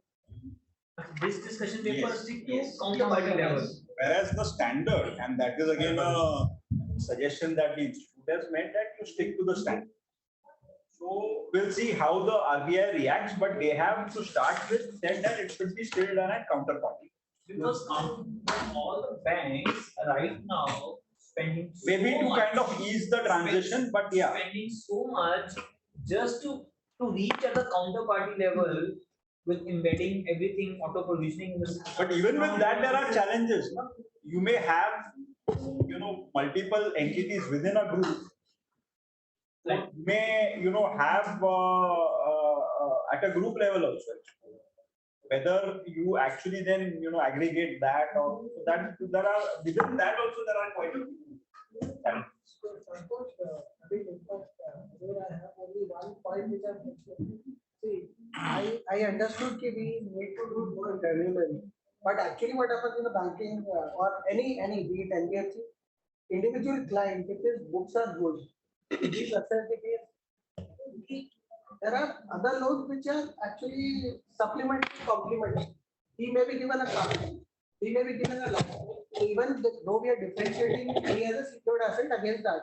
But actually in real life, not just in India, anywhere, if I'm an entity, I'll get other loans also, I'll eligible for that. So that is, I'm saying, will not be taken care in these cases. If an individual entity wise is a risk, so it will run across. That is what I'm trying to say. You think from like you gave the example that one loan qualifies classifies like a stage 2. The other loan may not necessarily be called a stage 2 if we need to follow what is there in RBI. But since RBI you need to look at the counterparty, this is covering all the loans, all the receivables you have got from that counterparty. So every other loan or every other facility will have to be called a stage 2. Which may not be the right representation and even right. Technically, but probably the Reserve Bank has thought through this. And that's why I proposed it as at counterparty. Because they understood the concept. So They- एक side to worries- say लग रहा, but my worry, I'm just thinking. Worries in more, not from a, let's say, credit risk standpoint, more from an implementation standpoint as well. Because not necessarily Agree. all banks, be it on the retail side or the corporate side, may be able to do the right exposure check or assessment at a granular level at a facility level. And their models again, every model will have a subjectivity model. As a standard setter, the institute had to propose that this has to be an instrument. Because that is the practicalities of banking, but as a technically purest kind of a view is instrument. And think of other side, from foreign banks perspective, Reserve Bank has got multinational presence. Correct. They are going to follow Yes. XYZ and XYZ location. What is they are going to follow, which is In one India, I don't know difference. a mixture like that hybrid one. Same way from a foreign bank standard, if you look at it, what is going to be followed at their parent level is the cleanest IFRS, but here it is all hybrids. So from a comparative or even from a consolidation, it is difficult. Yes, consolidation difficult, so it will be hybrid. We'll have to put a footnote. Challenges are humongous. So lot of work. We'll have to do both. Lot of work for economics.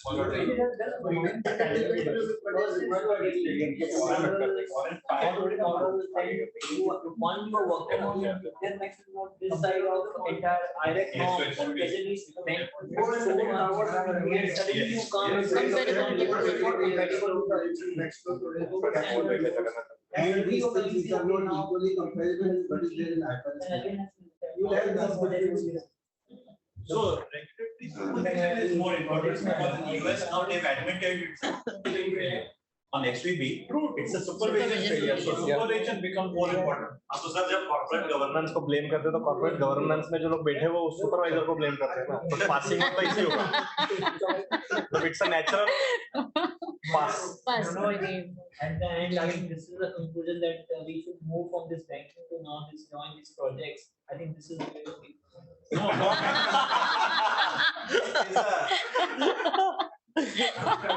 Banking is a basic thing for any business. money flows, money finance. Yeah, but sir, banking, You must remain. banking is a support function. No, sir. Business is a mainstay in any other business. It's not a support function. It's no more. Sir आप जाके देखो banking 10 banker competition के लिए बैठे रहते हैं और HDFC ICICI ना कट ऑफ रेट लेके निकल जाता है मतलब I am telling you fact business side में क्या हो रहा है 10 बैंकर बैठे रहते हैं और सबका weighted average cost of fund अलग अलग है सबसे कम जिसका है या जिसके पास बड़ा बुक है जो लॉस झेल सकता है वो रेट लेके डील लेके चलाता है ये सिर्फ only for big corporates. Whether it's a commercial banker, you're talking about lender or it's an investment banker who provides the equity, it's a banker. So you have to remain on the banking side. Yes. You are the only one. So you have everything. You decide between the terms. Very simple point coming. Business has got only 10 rupees equity capital. Banks are giving you 50. Yes. Welcome. but that is again subjective That is all very subjective. Welcome. Indeed, a delight. Hi, how are you? Hi, how are you?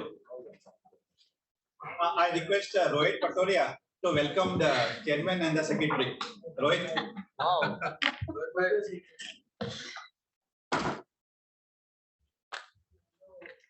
Welcome, Aditya. Welcome. Sorry. Really good to see you. This size three time content, we are doing it in technology for how many years now? For last 12 years. For last 12 years. First meeting was in Loda.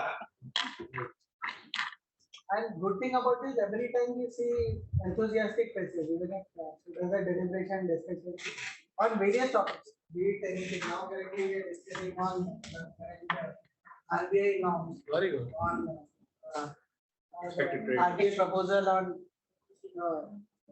ICAI. And I would just say the credit for this goes to Renuka Rao Taklikar. She's from ICAI Bank. She's a new member. She's a batchmate. Yeah. Oh, great. The good results coming out. And she attended the first meeting and she said, can you be a speaker? First time speaker, this topic came from her. She said, can somebody support me?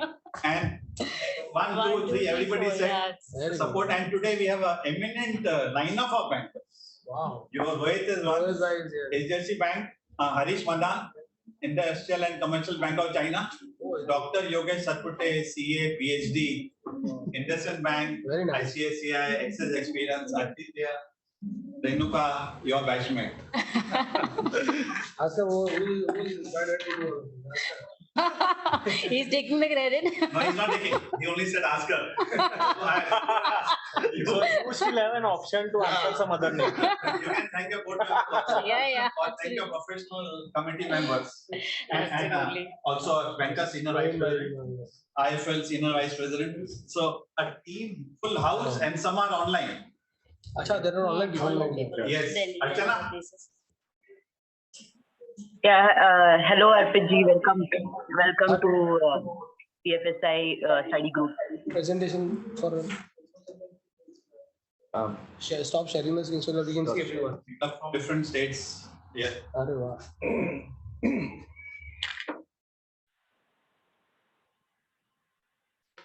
Stop sharing.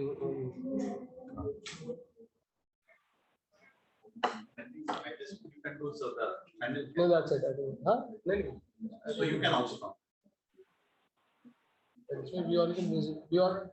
Make this as a break. I think the control is over. No problem. ठीक है. Sure. You're the convener. Anupam, pick. Yeah. Co-convener, pick Archana. हाँ. Archana is on. अच्छा. उसे screen बड़ी करो ना. Screen share view camera screen. Viewer screen. Anupam is the insurance expert.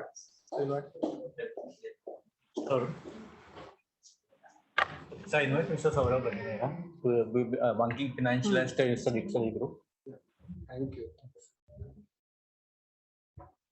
Pramod Aggarwal. Arey, wonderful. A CFO. Arey wow, Pramod ji. Welcome. Yes, he's in Pune. Lonavala. Right time, perfect. Yeah, right. CFO perspective. So good now. I told you to expand this. Then you'll see everyone. Then you'll see. You need a bigger place. You get to see the real picture then. Right. So before all of you feel that what is all this going on? If these are bankers, everyone is here. Before your mood becomes different, I think we'll quickly do what we are here for. And I'll first request Saurabh to maybe address and share his thoughts. I'll quickly summarize my thoughts and then we'll move ahead. So good afternoon, one and all. It's really a pleasure for me to have all of you here.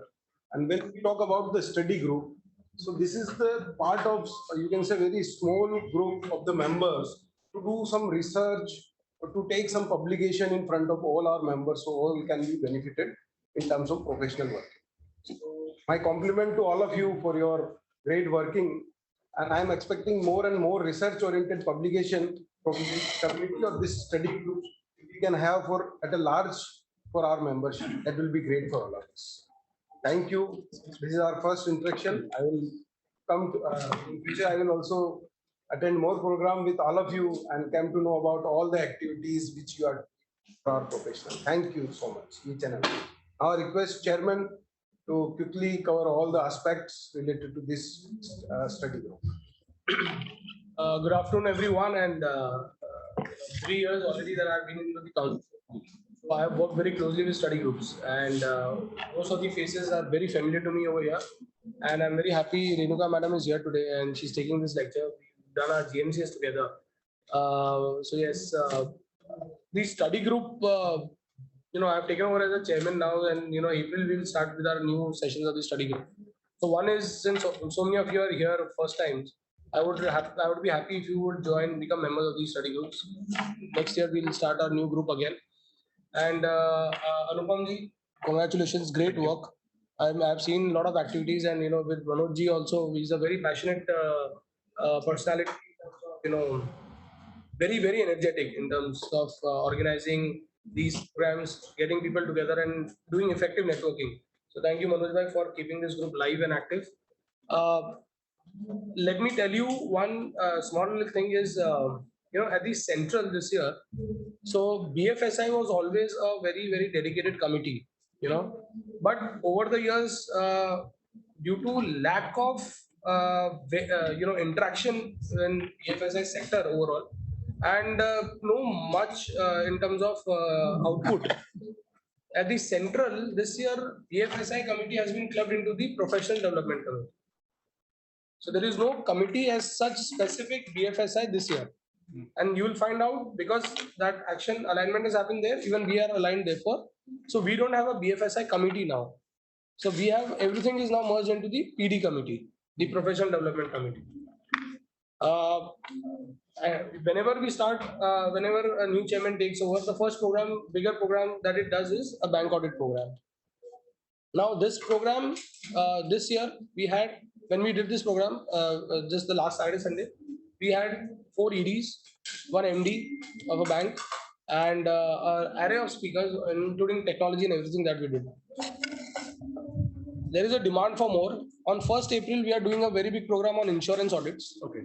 First time ever, I think at WRC, this program is being organized, because no one has done. There are a handful of insurance companies into that many number of people as auditors, and 1 or 2 people multiplying. So that is the amount of population that needs an information about insurance company audits.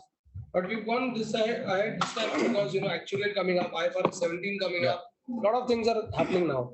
So these updates keep on coming, and also therefore our program is also being planned for insurance sector. So since you are also from insurance sector, I see Pramod ji. So we would be happy if we get interaction with you as to increase. Sure. So the study group, you come here, you do this interaction, but maybe we could have, if all of you could summarize your minutes, for example, whatever you've done, if it could come as a minutes, maybe in a small little PPT format or whatever format, Word file or something like that, which we get to know, and any important suggestion or feedback that you could send it. Usually, you come, you meet, you interact, and you go. But the larger good is lies in the fact that if something comes out from this group and gets circulated, believe me, there is another say Nagpur branch. I was there. I was invited as one of the speakers in their BFSI study group session. They all want to know what is happening at WRC. They are not even aware that we have such a robust study group here, and they do a lot of deliberation. They come out with so many. So Rohit bhai, for example, let me tell you, when he came last, he delivered a session After that, there were lineup of people who wanted to learn more about digital banking. So that was your awareness that we created, that we want to do that. Now we are blessed with, we are in a world that is post-corona. We are all lucky, we are alive, and we have all seen the power of technology. Now that is where we can all harness ourselves. So any important discussions that you're doing, you would love to maybe bring it on a WRC platform and do it for the larger good. Believe me, every branch in this network, everyone is looking up to understand what all is happening here. And as Saurabh mentioned, if we can come out with a public, see, I'll tell you, if your regular minutes come, every meeting ka bhi minutes aa gaya na, 12 meetings, 13 meetings, whatever, the compilation also will be a very rich content. Of course, we have recordings, of course, we have everything, but we cannot, until unless there is a perspective, it doesn't make sense for us. Yeah. So, of course, so therefore, I invite, this is maybe the last meeting, therefore, and more importantly, there should be a good farewell to the convener's deputy, and I think a befitting session. So many people alive really makes me feel very happy. Right now, next door, we are having a program on Vera. You will see good population there also. So, people are warming up, people are want to come out. Now, how do we make them, how do we make it more interesting, how do we make it more lively, how do we make it more content rich is something that we want to work on. So I think I would be happy to see all of you again in the next group group that we are forming, and more about whatever that is. Of course, we'll set up maybe an agenda plan or something on this. As I said, maybe a compilation of this, a publication, and any programs that you feel that out of these discussions you come out, let us do these kind of programs. That'll be amazing. For example, when we did a bank audit programs, we've gotten requirements. So Sandeep Bellingji was speaking on derivatives transactions. So everyone, almost 180 people who were in the conference, 120 people mentioned, why not do a full program on derivative transactions and something like that. So there is a huge demand, and so therefore I would request if you could come out with suggestions on some relevant topics with good speakers. More than happy to conduct them, do this maybe in our institute here, or maybe go offsite. I would be happy if we could do an offsite of BFSI. Wonderful, do it. There's offsite happening in Rohit, and there's another offsite happening in NB Valley today. Our members are there. See, look at this commitment. You are here and you asked me to do offsite, but look, he's there and still attending this program. He's on offsite. See, look at that. With German colleagues. So that is his commitment, I think. Yes. So if you also want this kind of, you want to showcase Thanks this to kind Archana. of. Archana is the chief convener. Yes. Archana is there. She's an award winner of Central Council Members in Business and Industry Award. And when a lady says, everybody falls in line. Archana madam, this is nothing about ladies. It is about your dynamism. It is about your leadership. It is not dependent on a lady. Manoj bhai is just trying to, Very senior. Appreciate that. Thank you, Manoj, for your kind words. He is always appreciating and motivating people. Archana was always a stalwart of this group. We have always seen her contributing. And to just add, Chairman sir, you have given really a very valid suggestions. And I can understand in last 1 year, not only the BFSI, under your leadership, so many programs and the messages which is flowing. So even nobody, so earlier, so I'm the member from last 25 years, but I'm seeing the messages which is coming from last 1.5 years. So if I start thinking, so I think every minute I can spend my weekend on some or other program which is happening in the WIRC. Even no other regional councils has so much of programs which I see here, because so I keep on interacting with the EIRC guys, and because in the company we have so many members. So the number of programs, when I say that this program is happening, this program is happening, and being a board member of the company, I keep on sending to my N-1 guys that this program is happening. If you want to register in some CA name or a number, but you can attend it, you can be part of this, we can arrange it in the boardroom and all.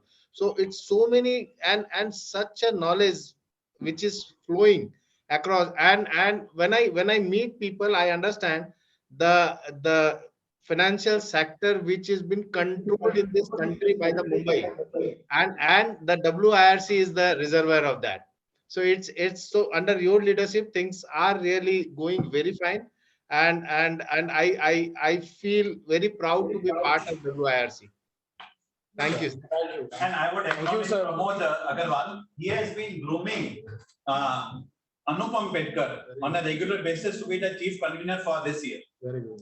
On Pramodji, I think great inputs. Really, it is heartwarming when we hear these kind of feedbacks. We are doing all of this we are all volunteers over here. These are all already posts. I think everything said and done, it is these kind of comments that we are actually working for. So I think whenever it comes, these are really the certificates that we are actually longing for. And thank you for sharing this in such a big community. So on this note, I think have a great end to a wonderful year, all of you. To quickly summarize, programs, if you feel any good ones, please let us know. Sure. We've got ample opportunities. Again, as Pramodji rightly mentioned, we are the reservoir, and the kind of programs we do are talked about not only in this region but also throughout the country. And also, let me tell you, speakers here do get invited throughout everywhere. So everyone needed so we want to act. We want to do something like this, that we can act like more like an aggregator, where we could have best of the speakers going to other places also and delivering sessions. And that is like a WRC flag bearer only. So more and more people can come out of this program. More and more events we could do. We could plan an offsite, make an agenda. We could plan an offsite. I think with powerful bankers here already, sponsorship should not be an issue. Yeah. So, and it is after all for each one of us. I mean, we are all professional brothers. I think sponsors, kidhar kharcha karte hain, apan wo dekhe rahe. Why not do it with us at WRC, and who is really doing all of this content without any ask?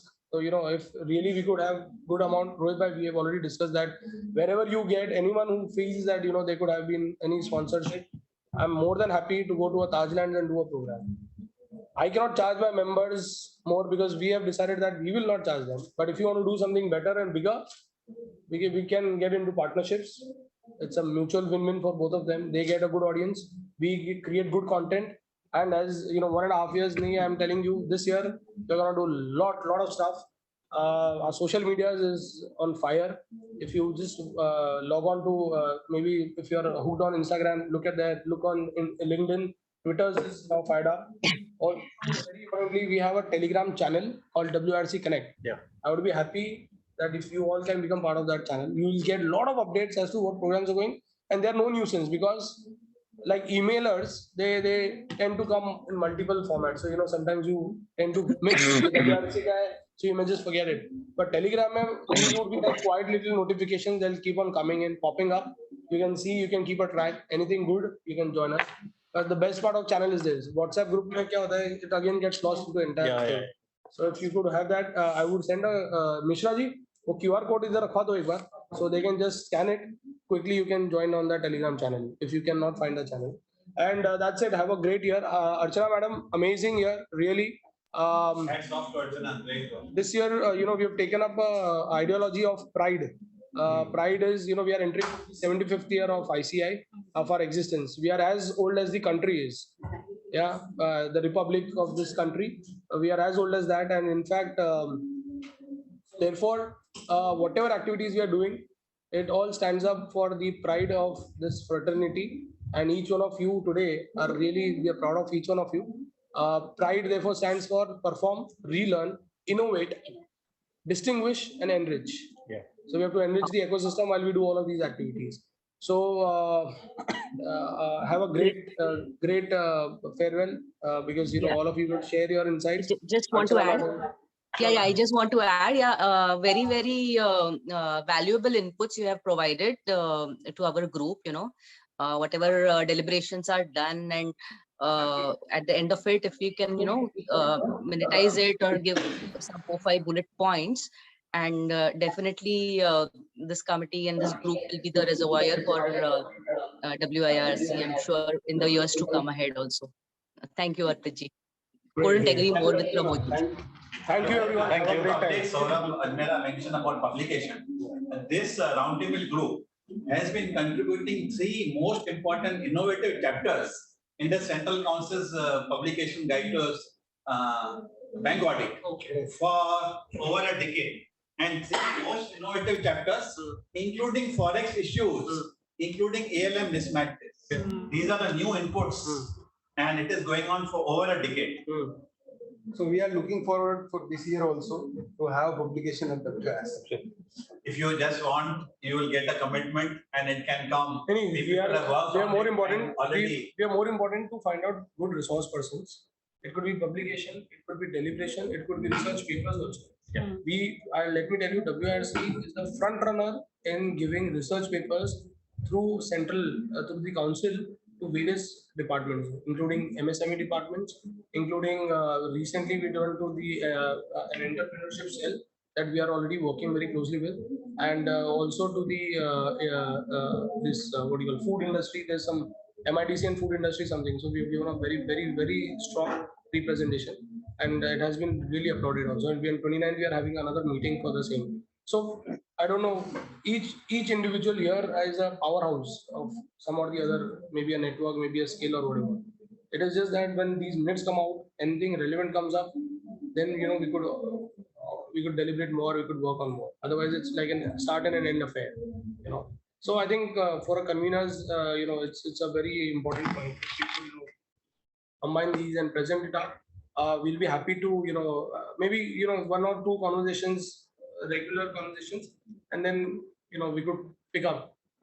You can come with an idea like why not do a publication on this or a program on this. So then the conversations keeps on happening.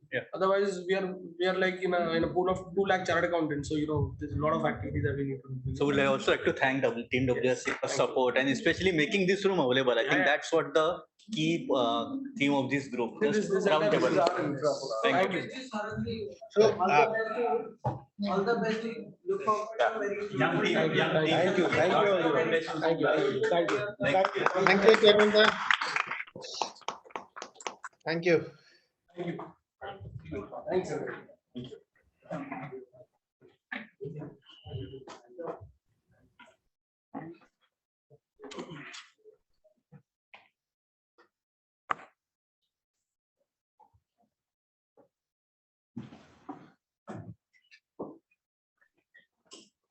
Sorry, friends, I could not make it in person because of some official program which immediately got finalized.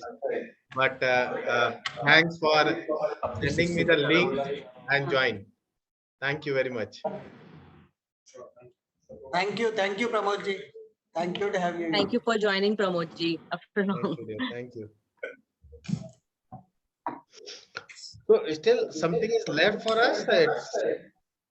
Oh, sir, we are continuing. I thought the chairman Saab has just given us having a good farewell. So I thought that definitely Manoj must have planned some great evening snacks or a dinner, because he always say that he had a good dinner, good lunch, and I will be missing because I'm. So we will do that once you are back, sir. Thank you, Anupam. Thank you. The good side is while discussion, as in he started with 2 or 3 slides, but discussion actually happened, I think, that towards the last slide. That's right. And that is obviously all because of the participants. Is it to really understand what is this topic, how is it going to impact from a banking standpoint, and also from their own standpoint, which could be around the auditing side or accounting side, or even let's say, as in if they move down towards the investment side, what could really happen to banks' share for that? Correct. You're right. Right. So maybe we can continue. The other thing with regard to SICR definition, when there is a stressed exposure, which is classified under the watch list or equivalent classification for stressed exposure, as reported to the board or the board level committees, or based on the board approved policy, the bank should also assess as exposure where SIR SICR has been evident since initial regulation. So obviously, this is again a kind of a regulatory kind of a backstop that wherever you have a watch list or certain borrowers who have been added in the watch list, that also is a trigger for SICR. Yeah, I just had a quick question, Santoshi. For this, on the previous slide, we are saying that 60 days will be considered as significant. Yeah, this one. Yeah. Overdue more than 60 days, then they have to treat as SICR. Whereas for NBFCs, it is 30 days. That's right. They have deviated from the requirements of the standard. So, but then obviously that's a proposal because they want to go banks. Yeah, so it would kind of create an imbalance in the system, right? More in favor of NBFCs. Rather banks, rather. There's MF thing is also that, right? It's a favor of Coming to the default definition, again, once you have a default definition, you have there's a slippage into stage 3. Slide ka bada. I'll ask.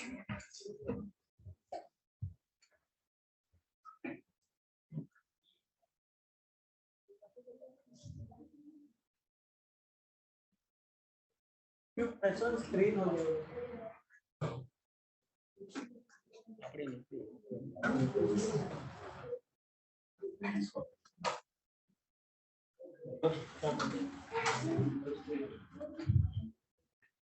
Staff Academy something.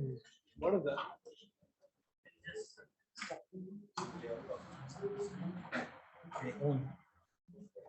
Like me, my wife and my one of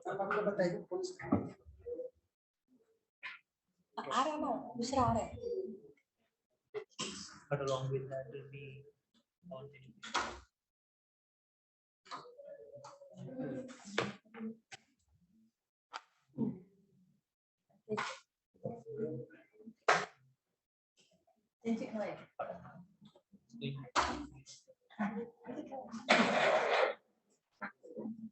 of the law on private equity. Sorry, private. Price earning ratios, how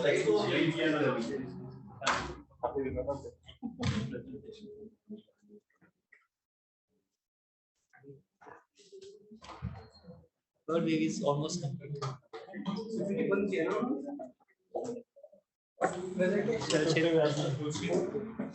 Downward.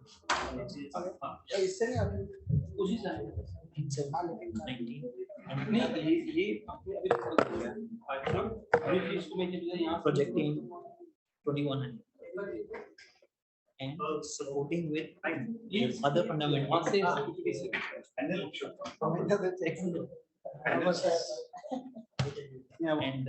come. And panel to come.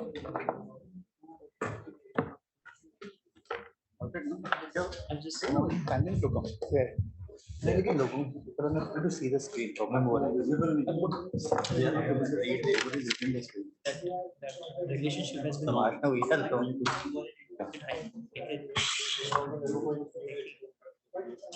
the index is falling.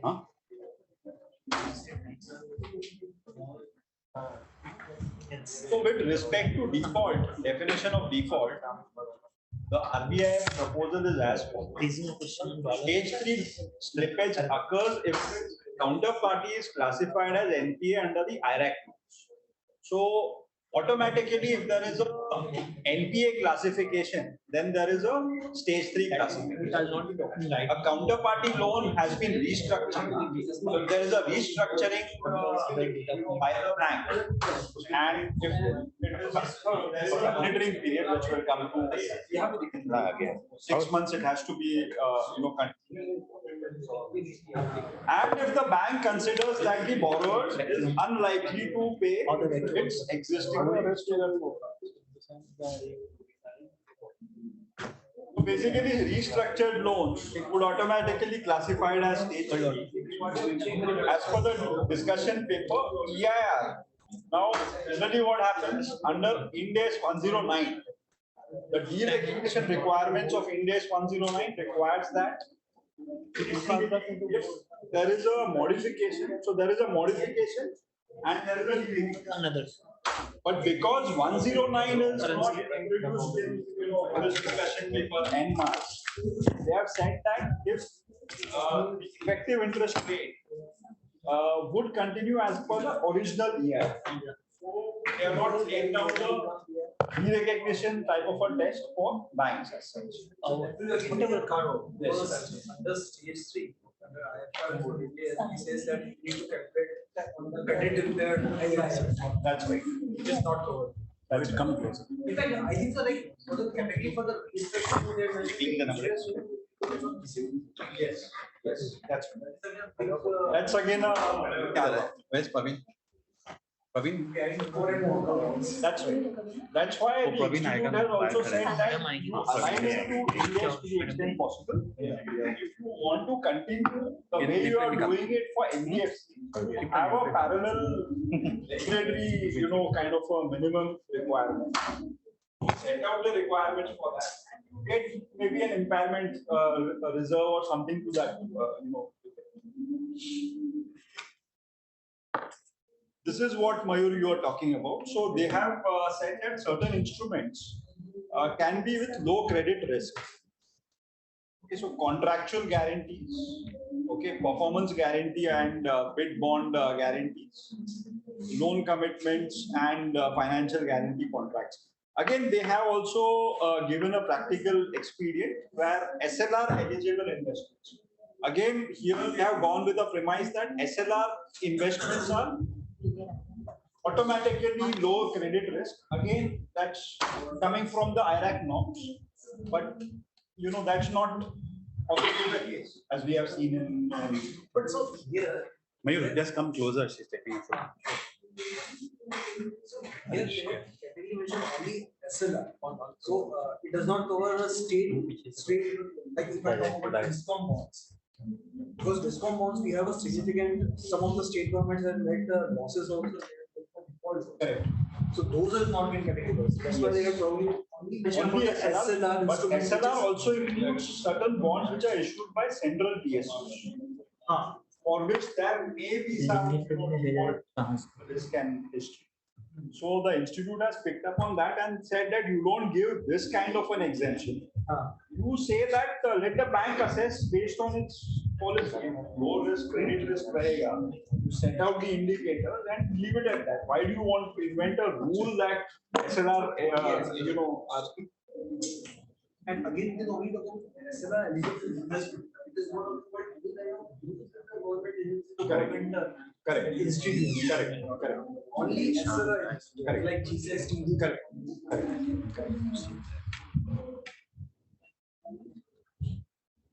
So this is the qualitative and the governance part of it. So each bank will be permitted to design and implement its own model for measuring ECL for the purpose of estimating loan loss provisions. So the onus of ECL assumptions, inputs, methodology, etc. So there is no prescribed methodology or prescribed, model that the RBI has set. Each bank, each board of each bank will have to design that on its own. As a part of the proposed draft guidelines on loan loss provisioning based on ECL approach, RBI will issue detailed guidelines. So again, they have indicated that there will be more detailed guidelines that will be issued closer to the implementation. ECL models adopted by banks would be subjected to rigorous validation. So again, the back testing, whether internally or externally, so they are expecting that the validation should be, appropriately there, and that kind of a thing they are not prescribed for NBFC because. So, for example, if you have ECL already, and despite of that, if let's say you have loss on derecognition, let's say if you were DA or a securitization transaction, if despite of that you are having a loss on account of that, then somewhere it indicates that your ECL is somewhere it's not catching up with the market realities. So in fact, who is actually taking the DCL in terms of your originator on the service? Correct. That also they've not really they've actually not even covered anything in terms of securitization except some bit in one paragraph. That's right. Where a bank has outsourced its validation function. So for example, if you have employed an external expert to do a validation, the bank remains responsible for the effectiveness of all the model validation work and should ensure that the work done by external party meets the elements of sound model validation framework on an ongoing basis. I mean, obviously, for the reasons that we discussed, earlier, they have set quite a few checks and balances within this proposal. So, ECL models proposed to be adopted by banks should be required to undergo a process check based on standardized principle and considerations. One option could be for the banks to get the models externally validated to verify whether the models follow the guidance issued by the RBI. Adoption of different models for different class of assets is based on sound reasoning. Calibration of the model has been done usually, using data that is available with the bank and will continue to do so. The model has been practically integrated into the credit management systems and accordingly systems of the bank. Proper back testing and validation of the model has been done to remove bias. The validation reports needs to be placed before the audit committee of the board of the banks. The credit loss estimated arrived at by the bank using the respective models will be subject to a prudential floor. This is what we are talking about. A prudential floor will always be there. Loss provisioning will be subject to supervision by RBI. So that is, Manoj, your point. So once we get implementing the ECL, so we will not put the ECL model for audit committee board saying that this is the model we are going to apply, these are the assumptions and this is the methodology. And thereafter, every year they need to put it up for any significant changes for validation purpose, because definitely there will be some changes because at the initial stage, at least on an annual basis. Yes. At least on an annual basis. There will be some changes when again they will go back to the board. That's right. While they have not covered in the discussion with now, but like they will issue detailed guidance out in which they are going to carry IRBB the final guidance they've called out. They've called out model validation, model review, model independent review, and they even go to the extent of the assumptions need to get understood by the board, which is similar to what they had prescribed for NBFCs in March 2020. There's a circular where they should approve whatever. Any adjustments to they haven't in that circular, based on my recollection, they have not defined the periodicity, how regularly the board should review it. But I think they have said periodically it should be reviewed. So it will always be annual. So your RBI SSM special team is going to look into whether it is beyond 1 year, they are going to prescribe in that. And generally what I see is generally the credit team of the NBFC anyways puts before the board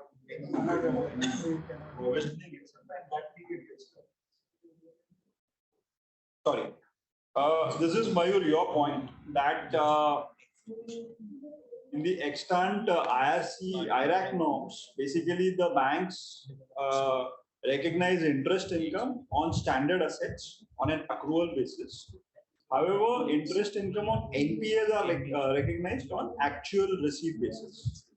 Okay, in Ind AS 109, it is based on accrual basis, but obviously because of the net bit provisioning for that.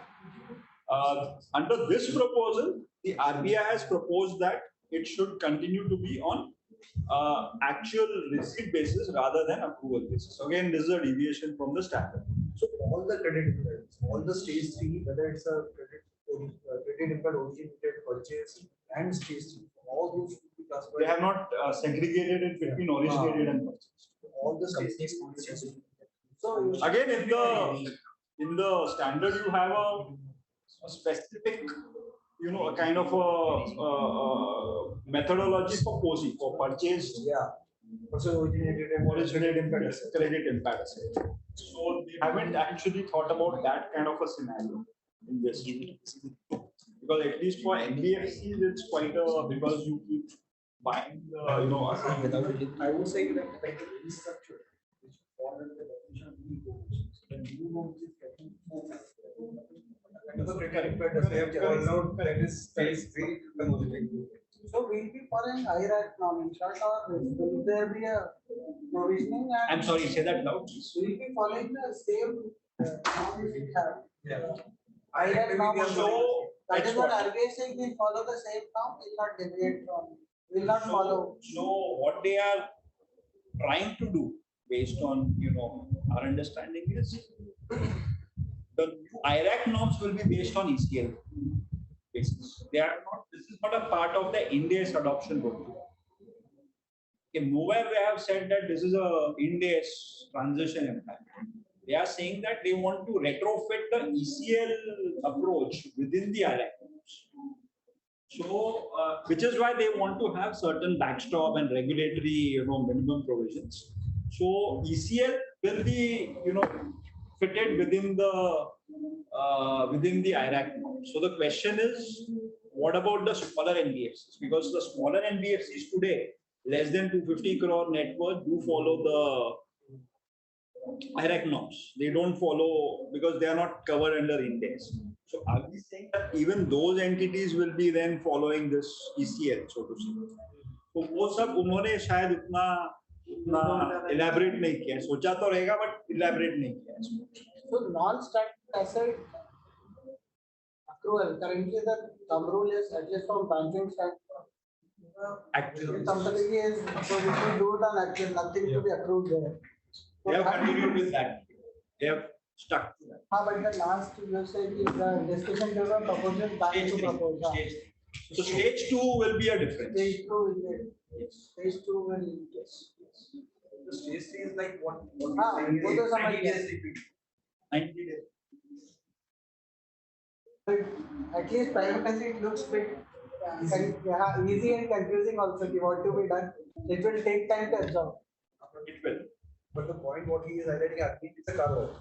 We are again going away from the international. That is what I'm saying. So all the banks, international banks are coming. And again, it will be for foreign banks. It will be a big task because they do, for the IFRS reporting purpose, they do recognize it on accrual. So maybe it will become like Companies Act. Initially, it's a very comprehensive small. Like सब चीज you have to refer to a notification or a circular.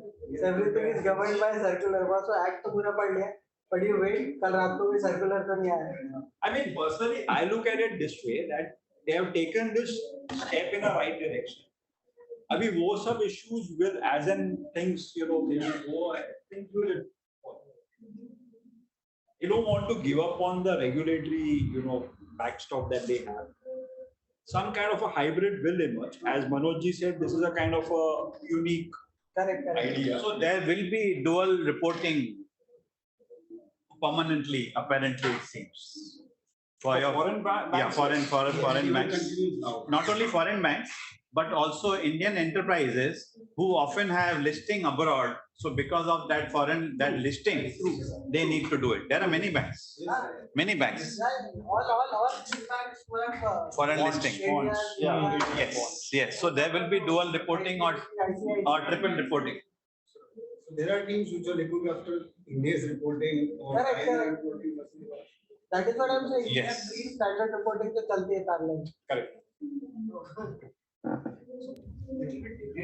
Not even, I feel not even only for the listing kind of thing. Even if to attract the FII, FPI is also in a investor presentations, they need to do that reporting. Otherwise, it will not be a comparable. Even on that, Pramoji, it is very much possible. They also called out in terms of the disclosures. Because it is a principle based and RBI stated that they would come out with what kind of disclosures would be needed from bank. It is very much possible for initial 5 years they may call out loans. We'll come to that. They have actually and Yogesh also. Correct. What you are saying is right. I would just bring up little bit negative for the topic, but yesterday or day before yesterday. Let Rohit come a little bit. Exposure draft has come. It is that like you can transfer from capital reserve to retained. That's why it's should exposure draft. These kind of reserves, ECL portion reserves, if you are creating, capital says that. Wait. No, you market to flow to We have to make changes in the draft according to what finally. But is that exposure draft? It is just not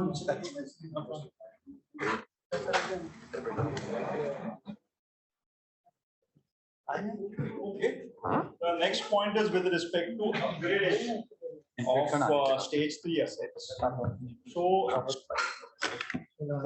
what the draft says, the proposal says is that you cannot directly upgrade assets which were classified as stage 3 directly to stage 1.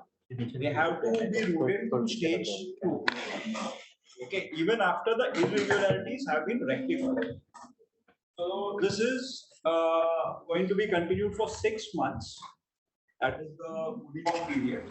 So upgradation of stage 2 asset for a minimum period of 6 months after all the irregularities are rectified before stage 1 classification. Again, this is quite similar to, I think it was November 2022, where they amended the IRAC norms, NPA, etc. What they. So again, with the upgradation, of course, it was deferred for 6 months. I think September 22, it got effective. So the upgradation also, it says unless and until you have recovered all the installments, interest, etc., all the dues. So again, they have stuck to that kind of a thing that 6 months to up to minimum stage 2 mein rakhna chahiye. So under the current IRAC norms, NPA can be upgraded to a standard assets if all the arrears on principal and interest on all credit facilities have been. So again, this is a very onerous kind of a thing in the IRAC norms also. So, in case of NBFCs, can they upgrade directly from stage 3 to stage 1? There is no cooling off period as such. Generally, it doesn't happen, Archana. Generally, even if there is a recovery, see, first of all, under the IRAC norms, because of what is mentioned in the blue box, in the bottom of the slide, it's difficult to get the account, the loan to be upgraded to standard assets. As far as ECL is also concerned, because practically you don't, end up recovering a lot of your, if you have defaulted on 3 EMIs, it gets to stage 3. If 3 EMIs के बाद आप जो recover करते हो, at least in my experience, I've never seen a stage 3 asset directly flow to stage 1. Generally it remains in stage 3 for a long time, and then on an exceptional basis, stage 2 में फिर भी हो जाता है. But there is no restriction. To answer your question, there is no restriction in the standard as such, but practically it doesn't happen. Yes. Like when NBFC does not do the immediately from stage 3 to stage 1, because they are also required to follow the IRAC norms for their RBI regulatory reporting, and that's the reason they keep on so many NBFCs, Archana, have this within that policies have this concept of ever NPA. Yeah. Where at least for last 6 months they do a look back, kind of exercise that if वो ever NPA 6 months में अगर है आपके group में खास करके है, तो then in that case you don't directly upgrade it to stage 2. So one point which I was mentioning, like say on 25th of March, the loan become 90 days due, and on 31st of March it becomes 60 days due, because one of the first installment got recovered. Then transferred to the stage. Yes. In this case. Yes. Because we are saying that all the irregularity, that means all the whole amount is not being paid. Yes. So that's the reason it will still transfer under stage 3. It will still remain in the stage 3 maybe for 6 months. Yes. Because of monitoring. Yes. Yes. And after only so till, in your example, till September of the same year, you will have to keep an eye on it. उस दौरान if कोई मतलब default और नहीं हुआ तो then and only then you will have to then you can probably.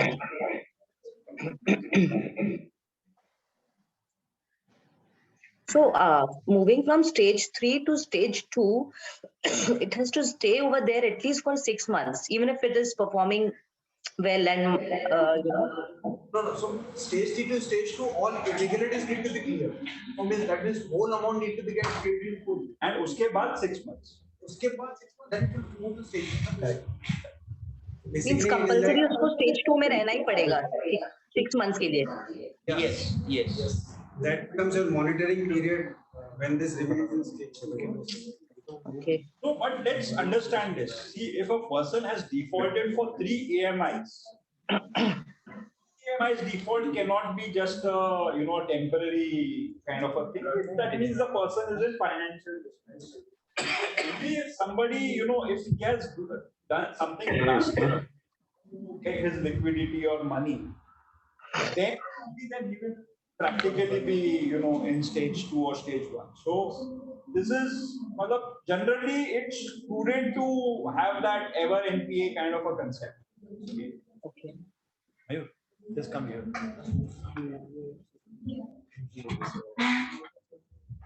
So as far as the mapping of the provisions for the Basel committee,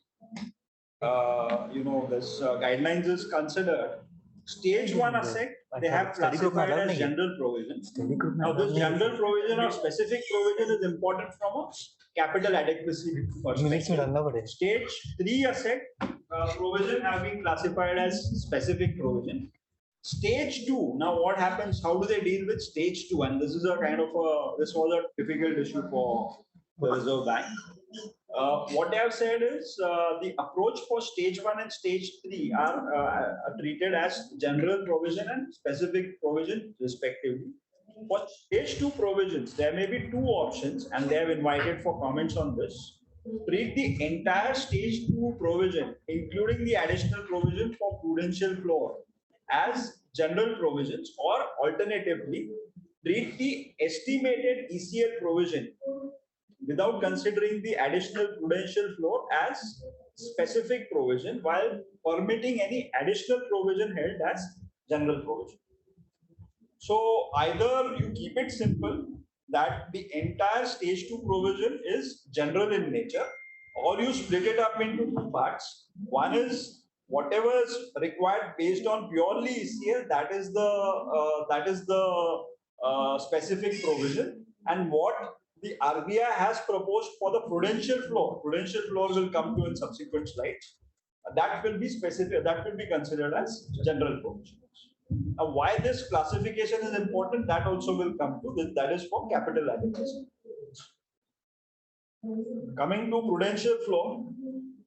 So after all this ECL, etc., the RBI said that वो सब बराबर है, but as a minimum you should have a prudential floor. A minimum provision you should always carry in your books.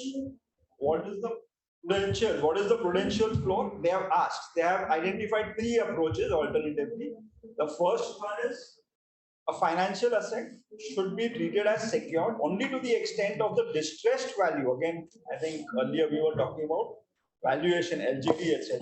The extent of distressed valuation of the security cover available in respect of such asset to ensure that the valuation correctly captures the prevalent economic conditions. Such distressed valuation should not be older than 12 months. Okay, today under the IRAC norms, the valuation is based on realizable basis, and again the aging is 36 months. So this is this is much more stricter than that. Second option is unsecured exposure should be defined as an exposure where the realizable value of the security as assessed by the bank or approved valuers or RBI's inspecting officers is not more than 51% or a higher percentage specified ab initio of the outstanding exposure. Something to be considered as secured. If it is only 51%, again, that's a bit of a strict thing. Today, under IRAC norms, it's 10%. factor in the valuation of collaterals during the calibration of the prudential floor and issue guidance for valuation of the collateral to be reckoned for the computation of loan loss provisions under ECL model used by the banks. So again, like I think Yogesh was mentioning that to deal with this aspect of LGDs being manipulated, like the likelihood of it being, so they have set a minimum kind of a prudential floor. They have identified 2-3 approaches within the discussion paper, and they have invited public comments on which one would you think that it fits into this. So even if your LGD is coming less than what still need to have maintain this much baseline in your books.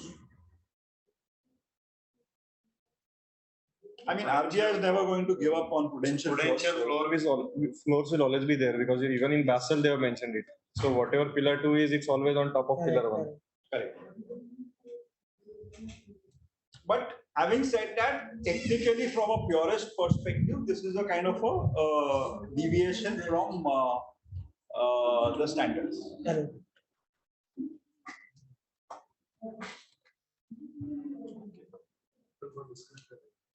Is that icon for disconnection? Camera. As far as disclosures, again, they have given a lot of disclosures, quantitative, qualitative. We know that the disclosures, the ECL disclosures for NBFCs run into several pages. So likewise, they have also prescribed, and they will also give certain guidance for the format. Generally, RBI, the disclosures are in a format is prescribed. This also they will come. This is again very, very important transitional requirements. So how to absorb that shock? So they have said that the primary objective of the transitional arrangement is to avoid a capital shock by giving the banks time to rebuild their capital resources following the negative impact arising from the introduction of ECS. The transitional adjustment amount, that is the difference between the accounting provisions held on adoption of ECL approach as on the effective date and the provisions completed as per the extant provision norms, net of the tax effects should be allowed to be added back in the common equity tier 1 cap. This benefit shall be phased out over a maximum of 5 years. So this is again a bit like that provision that come in MAT under 115. That whatever India's transition impact will be there, it will be added or deducted over a period of 5 years from the date of adoption of India's. So again, this is also internationally, as I think you mentioned, this is what European banks did. And deferred tax. I'm sorry. This is basically 5 years is a period for conversion. If you're conversion, so that's a cushion period. ECL on the capital. That is what I'm saying. So yes, it's over a period of 5 years. Yes. So it's a transition period. Instead of hitting it, let's say when the transition happens, this will get phased out for over a period of 5 years. They have a time of 5 years to infuse more capital within the. Any deferred tax arising on account of temporary differences associated with a non-deductible provision amount must be disregarded for regulatory purpose during the transitional period. Such DTA amount must not be considered as CET1 capital, and in return must not be subject to deduction from capital CET1 capital, and must not be subject to risk weightage also. So corresponding deferred tax implication should also be covered. And, what's the thought process? Which year you feel it will get started? And then previous year also has to come. So would it get started after 2 years? This is not an accounting change. This is more from a provisioning change. So my sense is they may leave out the previous year. This may happen, without any transitional adjustment requirement. So which financial reporting year, 25-26 or 24-25? Only thing is or now, 23-24. Only thing, Manojji, and this is just my, Yes, not yes. something which Yes, is sir. because Yes, of sir, the which global, because of your Credit Suisse and SCB and your Silicon Valley Bank, Signature Bank, etc. This happened subsequent to this discussion. So if it goes more grave, then it may just go for a cold store. If the RBI again, if Indian banks are relatively insulated and things are good the way it was for last couple of quarters, probably they may bring it up because this is a good opportunity otherwise for them to introduce this. So because banking industry in India hasn't been in a better, at least as far as profitability is concerned, this is like a purple patch for it. So if it is good, that doesn't mean it should come down, and then rating agencies will take a different view. So it's a very It's an opportune scenario to introduce this better, more prudential. So that means we come to which year? Likely 25-26 or cold storage? Maybe before that. 23-24 is also not far-fetched. Is it? 24-25, yeah. 24-25 without previous year. If it is with previous year, then 25-26, or possibly IRD is also talking about insurance. They have a tentative roadmap which they will announce. Possibly, maybe synchronize also. This policy get implemented, and there is no requirement. There is no point to defer the implementation. And India is also implemented. Right. Yeah, effectively yes. Pain area in India is the So we will wait for time. We'll be the highest growth economy in the world, and now if we have money flowing about, ultimately it's at the edge. Once it starts coming in and valuations go up, ultimately that's the time fundraising will come and automatically it will happen. But it will be good to know from the bankers also what is their sense of it. But I'm also looking at the public reality, which may impact from a capital adequacy, also from a capital releasing standpoint. They may defer it by another couple of years. Couple of years, so 25-26 or 26-27 or cold storage. No, I'll not say it is not going to get into cold storage. Okay. Given that they have taken this out of the book and then called out the discussion paper, getting the comments. So they may come out with draft guidelines even in less than 6 months to 9 months. Right. Okay. And they clearly called out in the discussion paper that as soon as they will issue the final guidelines, banks will be given a 1 year period to implement. So going by that, and if we add on, let's say, plus another 6 months to issue the final guideline, which is like 18 months from now. So when rate cutting cycle is on, that is the time they may come out with announcement. Because timing is very important, rate cutting. We're going to come to those global treasury issues. Sir अभी sir cutting का तो scene अभी चालू हो गया ना वापस 6 अप्रैल को एमपीसी ऑलरेडी बोल रहे कि वी आर नियर पीक तो there are 2 camps now 25 basis वाला एक कैंप है 15 बेसिस वाला एक कैंप है और तीसरा कैंप अभी बन रहा है पॉज वाला rate cutting But that to be both the inflation is very high. Europe both the inflation is too high. Europe का तो भी 10 पॉइंट समथिंग है ना डबल डिजिट में सप्लाई चेन भी अपना लास्ट इन्फ्लेशन अपना लास्ट सीपीआई था 644 WPI 385 so we are more considered kind of in line with what RBI is expecting. But we are Second, हमारा projection था हमारे projection में लोगों ने $100 का क्रूड पकड़ा है तो already it's below 80 now. तो काफी सारी चीजें अपने फेवर में है currently. And we are more resilient. Yes. You want to say? Rate rising cycle will keep on going on, but there will again be two theories. That whether we should raise rates just to maintain the spread, US over India, or whether we should raise the rate only to curtail our inflation. तो अपने को कौन सा trajectory पे focus करना it will depend. but दोनों का mix ही करना. Already पिछले minutes देखोगे तो अपना वो है ना there were 2 members तो Ashima and one more he's from Ahmedabad. What is his name यार? So both of them were against this. So it was 4:6 na, because 2 members were 4:2. 2 members were not supporting.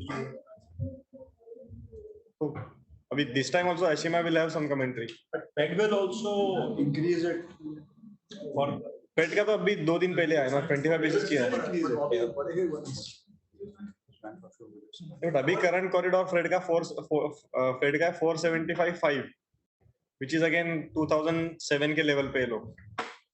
तो again हाँ उनका inflation target 2% जो 6 चल रहा है. So, huge gap, but not necessarily the inflation is on account of excess supply of money. It's more of operational bottlenecks also.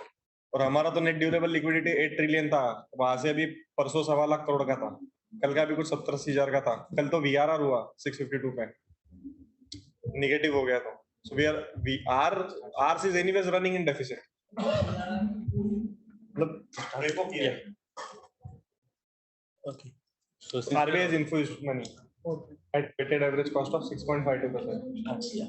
Okay. So since we are already ahead of time, I think we'll start. We'll not get deep too much deep. The one thing which is important from a capital market point of view, insurance industry point of view, is the IFRS implementation. As we have heard, it will be present. 24-25 will be like 24-25 will be likely going to be previous year. Will be the previous year. Of course, no one has come out officially. So there's something I wanted to know, insurance industry, and this, as far as I am studying the IFRS implementation, there are two going to be key changes for revenue recognition, and of course the loss provisioning. For example, unexpired risk. For example, when we take on the premium, we also take on the risk, and the unexpired risk, which is right now getting created, is right now getting implemented on the measured on different parameters.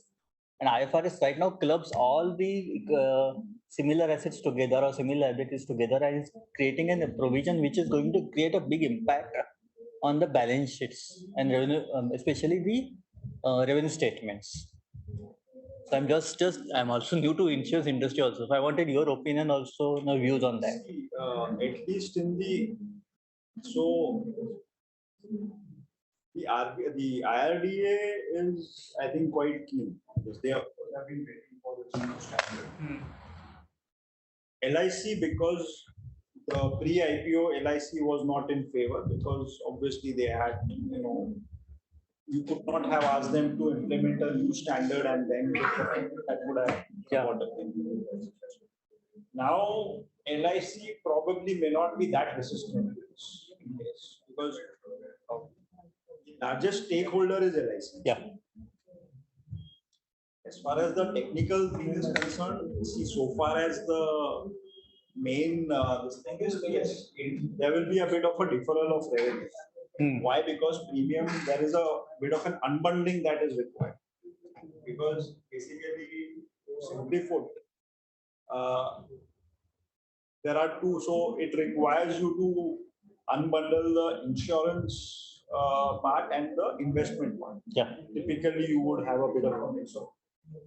And then there will be based on a specific, I forget the term, but there is a method that this new standard provides. Based on that, spread your premium income. There will be, you're right, it will dent the top line. The second major thing that was there, especially for LIC, was basically that if you end up fair valuing all your investments,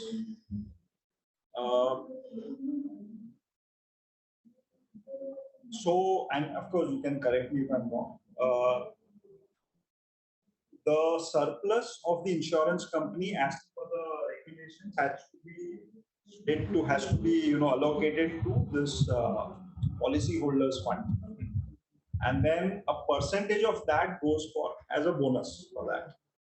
Now they wanted to fix that. They wanted to say that if my entire investment portfolio gets marked to market, जैसे कि ये अडानी का भी this LIC is this is that, then that has a bearing on my bonus distribution towards my policy bonus, and they wanted to keep it consistent. So there was certain interpretation. They wanted to amend the regulation before they introduced index because they wanted, the end goal was that whatever unrealized gains that I have should not be given to the policyholders, because otherwise one fine year you may have a spike, others there may be a loss.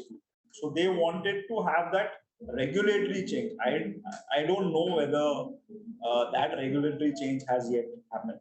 So this was like one of the main stumble blocks were this the new standard which has now come into effect.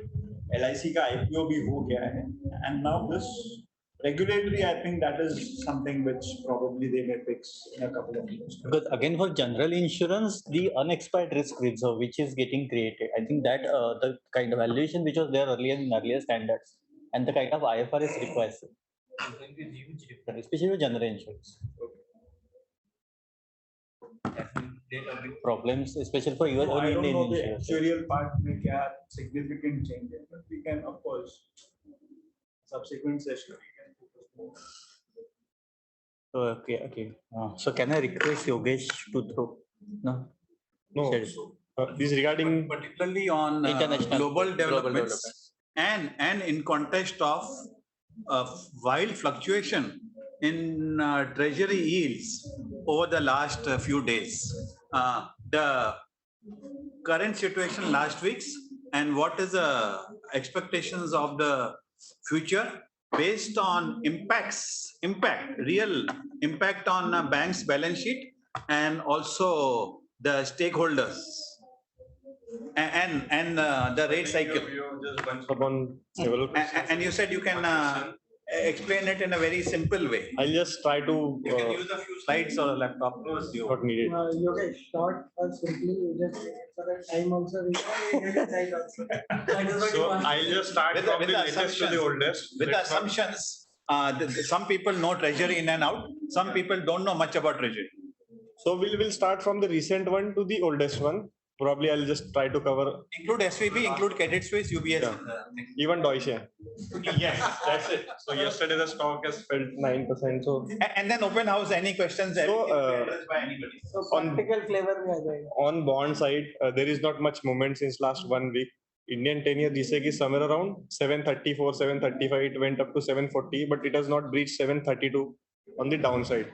First thing. Second thing, since last 2 weeks, Indian bonds, Indian markets are completely resonating with USD. USD showed yesterday 327, 10-year USD I'm talking about. As far as the bank's collapse is concerned, there are 3 types of windows in US through which banks borrow. One is fund, Fed fund, and remaining two are some housing. So there is a collision of 11 banks for funding housing. And the third is emergency window, which banks are borrowing. So as of 23rd March data, there is not much borrowing changed on a week-on-week basis. So US banks have not borrowed a lot of funds, not incrementally higher funds as compared to previous weeks. So when we are sitting on 23rd March, there is no incremental borrowing in terms of US regional banks from US Fed, first thing. Second thing, US has somewhere around 20 trillion loans. Whatever amount which banks have borrowed will be somewhere around 165 billion. So which is very smaller portion. So even I don't consider any run on the bank is happening there. Practically, if you see the numbers. Second part, how it will translate to the yields. So US markets, bond markets precisely have already started factoring in that there won't be much hikes going forward, or whatever is it has been taken care of. That's why UST is again coming towards 330 levels. So at times, maybe 3 weeks back only, it was hovering around beyond 4. So first thing that. So markets have already started preempting the rate cuts in 2024, definitely, because they have that calendar year. I am nowhere near to rate cut in India. My thought process is just because we may take a pause, or it would be 25 basis. If you ask me, I am on the camp of 15 basis. So I believe that at least 15 basis should be raised to keep the tempo. If they say no hike, then again the bond markets will start factoring in cut. So just to stop the bond markets, not to factoring in any rate cut, at least 15 basis should be there. Why I am not talking about 25 basis? Because I don't think that much is needed, because there is always a lag of at least 2 to 3 quarters to take the effect of previous rate rises. So we are already around 630, 250 basis. We already increased since last tapering cycle. So I don't think much is there for us. Coming back to the bank's collapse, yesterday PNB has closed its tier 1 issuance, 972 crores they've accepted at 875%, which is quite a good rate. So if you go by a market barometer or market benchmark in India, there is no impact on 81 market. So 3 days back, news started coming that 81 is a product. It may lose its shape. There won't be 81. So it's not like that, because we have already seen the case in Yes Bank. I don't think what has happened in US. Few banks have came together and saved a bank. It's just a copy of Yes Bank which we did in India here. So 81 bond is quite a well. Last 2 weeks we have seen UCO Bank has also done.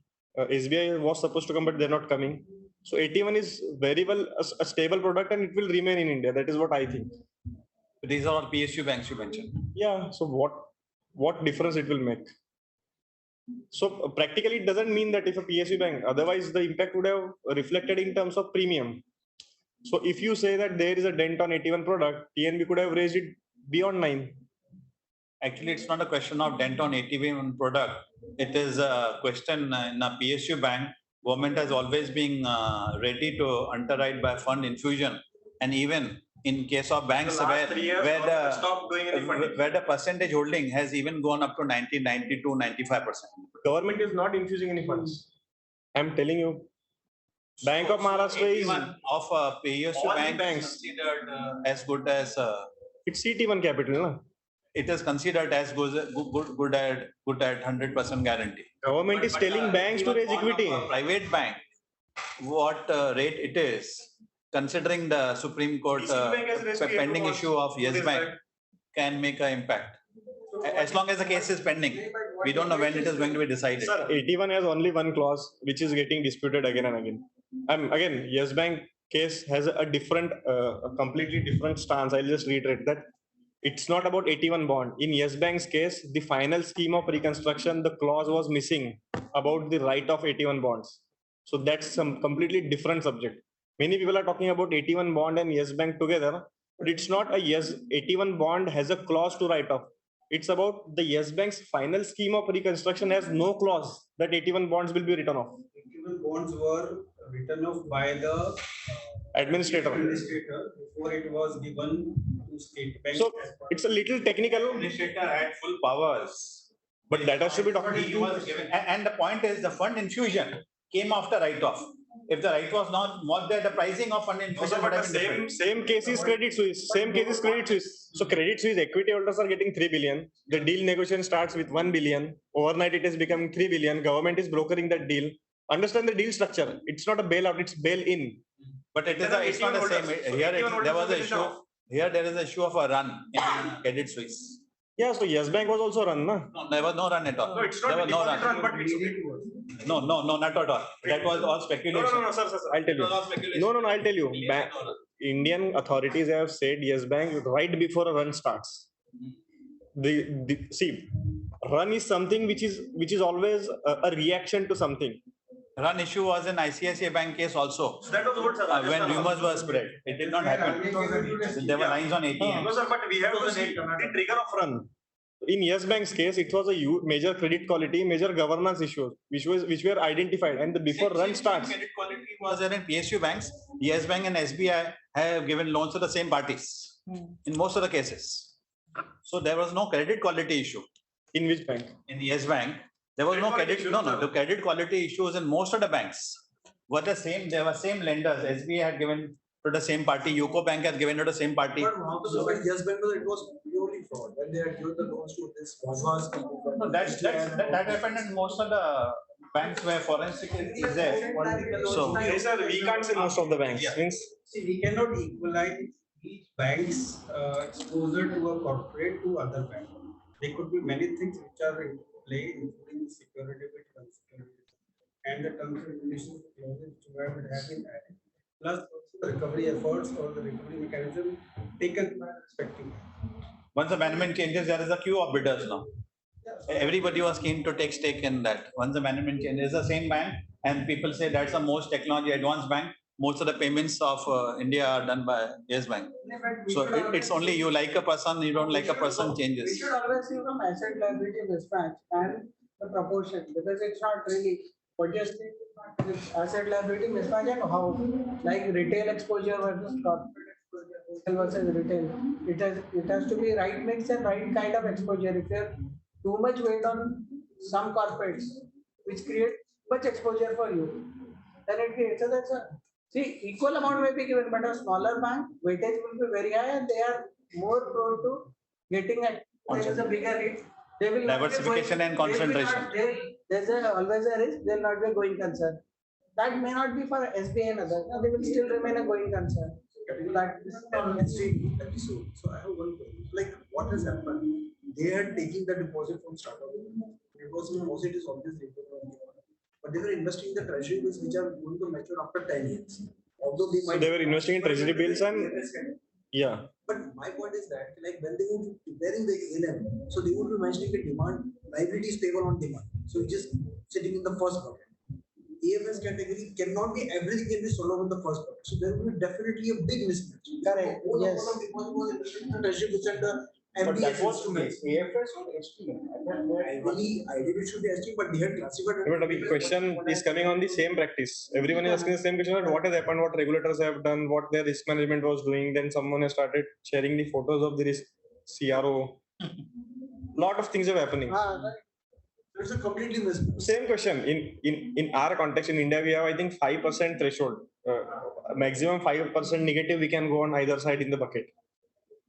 So there would be certainly some threshold on their part also. In addition to that, they will have their internal alcos or whatever committees they call. And secondly, what was that correct? The rates are not increased overnight. It was over the period of 6 to 7. No, everyone was over since last 1.5 years.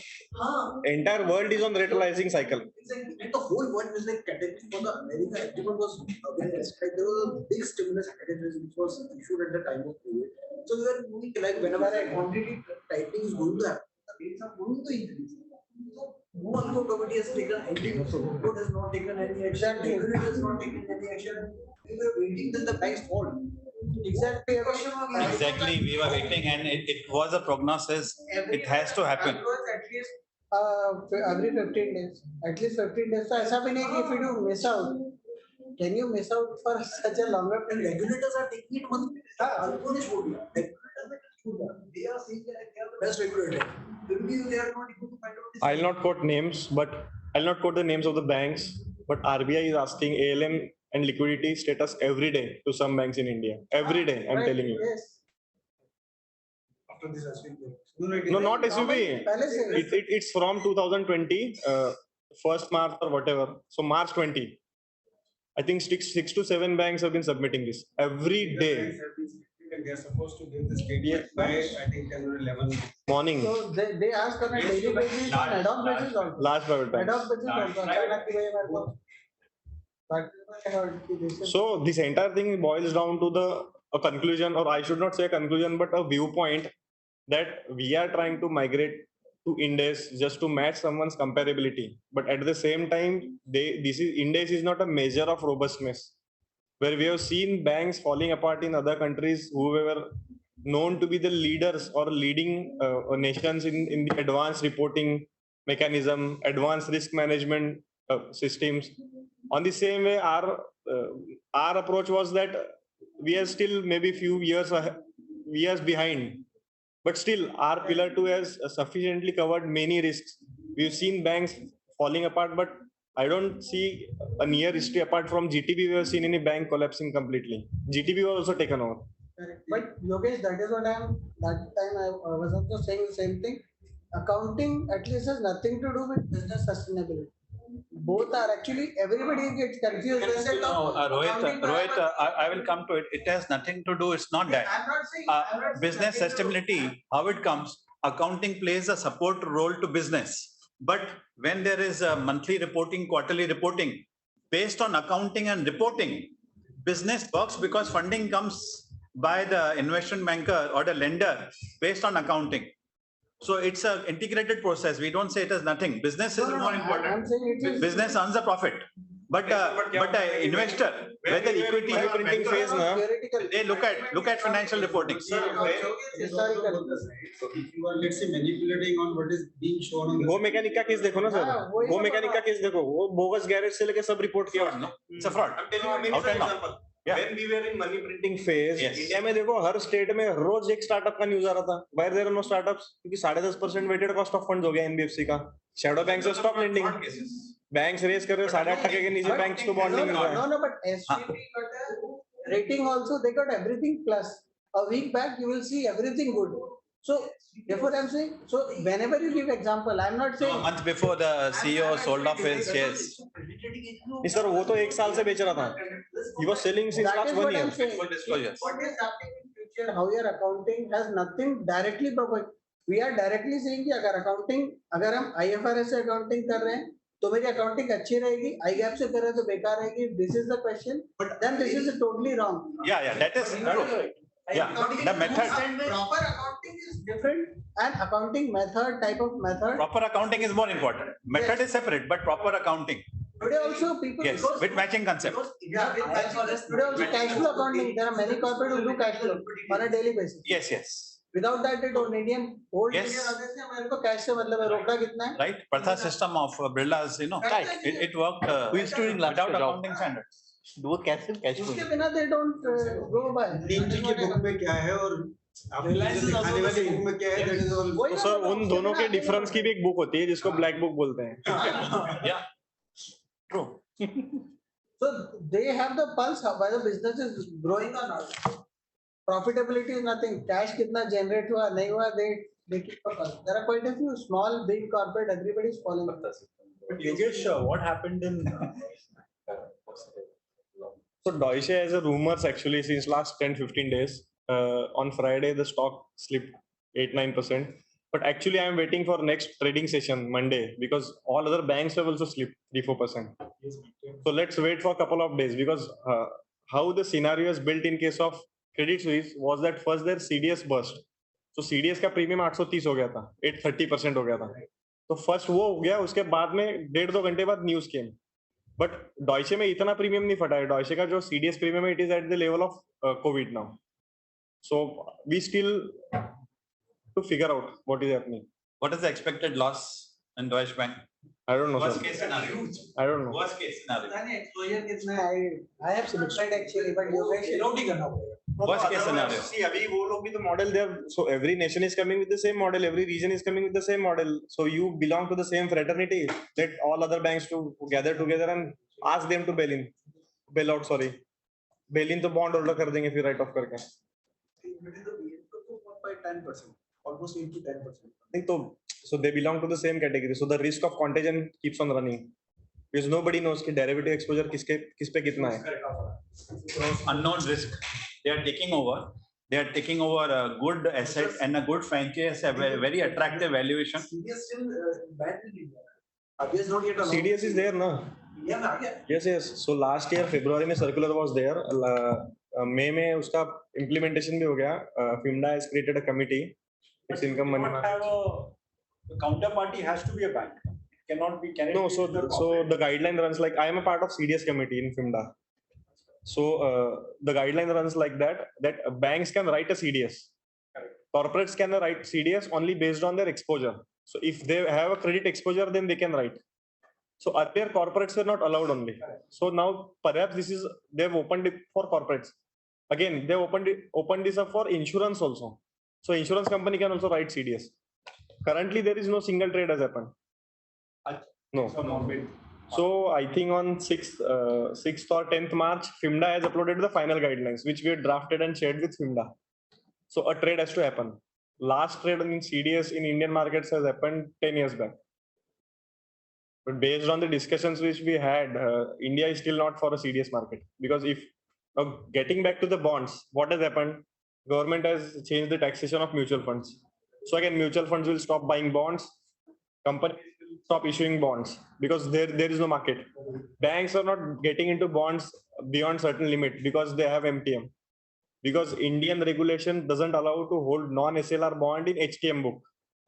there are multiple issues which we are grappling with. So if banks are not allowed to hold corporate bond in HTM, corporate bonds are not having much access to bank, mutual funds won't be interested. So the market is shrinking. At the same time, SEBI has reduced the denomination of bonds from 1 lakh, 10 lakh to 1 lakh, and again they are 10,000. So they want to retailize the bonds. Then they have come up with the guidelines for this online platform that register yourself as a broker. So they have also registered. So online platforms have started listing and selling bonds. So at one side, a market is developing for retailers, but at the other side, there is no much concerted effort because retailers have no ability to assess the credit quality of a bond. Say, for example, AP State Beverage or whatever name I can say. Sometimes the name just appears like a government, but it's not a government company. Rajasthan State Transport has defaulted on their bond 2 months back. The name looks like a state government company. So I think that gap is there, that on one side, a thrust is on bond retailization. Retailers are getting into the investment into bond. At the other side, when mutual fund managers were more able to assess that, they will be stopping buying bonds after 31st March. So again, a dichotomy is happening that where the markets will head. Seems applicable for MLD. MLD was to anyways tax chori product. It's a good point you have raised that point on MLD was to tax chori product. What's your thought on MLD? Last minute change, why did it come? And tax impact sudden change. That's a big impact on the. Because you are from management in the finance. Sir, 1 lakh crore का MLD अभी 1 lakh crore का तो MLD issue रहेगा. Now, Yogesh, Mayur is from wealth management. बंद कर दिया. Yogesh, Mayur is from wealth management. So what is the impact? Is there going to be flow of funds from mutual funds to banks, or there's going to be flow of funds within the schemes? What was happening? Just for everyone interest. So what was happening is like if I had done an investment in an MLD and so all the MLDs are being declared on maturity. So what was happening like if I had invested in it say 3 years back and then I'm maturing it today. So when on the maturity I will be getting the principal plus interest. So the whole amount was taxable as a long term because I had already crossed the long term. It was 3 years. So indexation benefit. Indexation benefit, interest income. Since it was paid on maturity, they were taking the benefit like interest income is also being taxable long term. There was a big loss. That's why it was a very good, I would say, instrument from the investor's perspective. Particularly institutional investor, institutional, corporate, right? HNI is doing a lot of investment. HNIs are corporates also. Corporates also. Mainly. So how much percentage you feel is institutions? How many are HNI? MLD में sir institution नहीं है कोई. Corporates are there. Corporates are there. MLD ऐसे भी. NBFCs. Yes, both are. But even the market link part of it was not a real. Government को पता था कि टैक्स चोरी वाला प्रोडक्ट है. Correct. आप बोलोगे निफ्टी 2000 हो जाएगा तो मैं तुमको 8% दूंगा. Why suddenly without giving a budget proposal on 1st February? What is that? MLD was already part. Mutual fund is not there. That was the surprise. Yes. And ideally they cannot do that. Compulsion for the government. तो sir अभी दूसरा theory जो आ रहा है ना market में वो ये है कि government can not tell investors कि आप बैंक में पैसा रखो तो बैंक स्टेबल रहेंगे.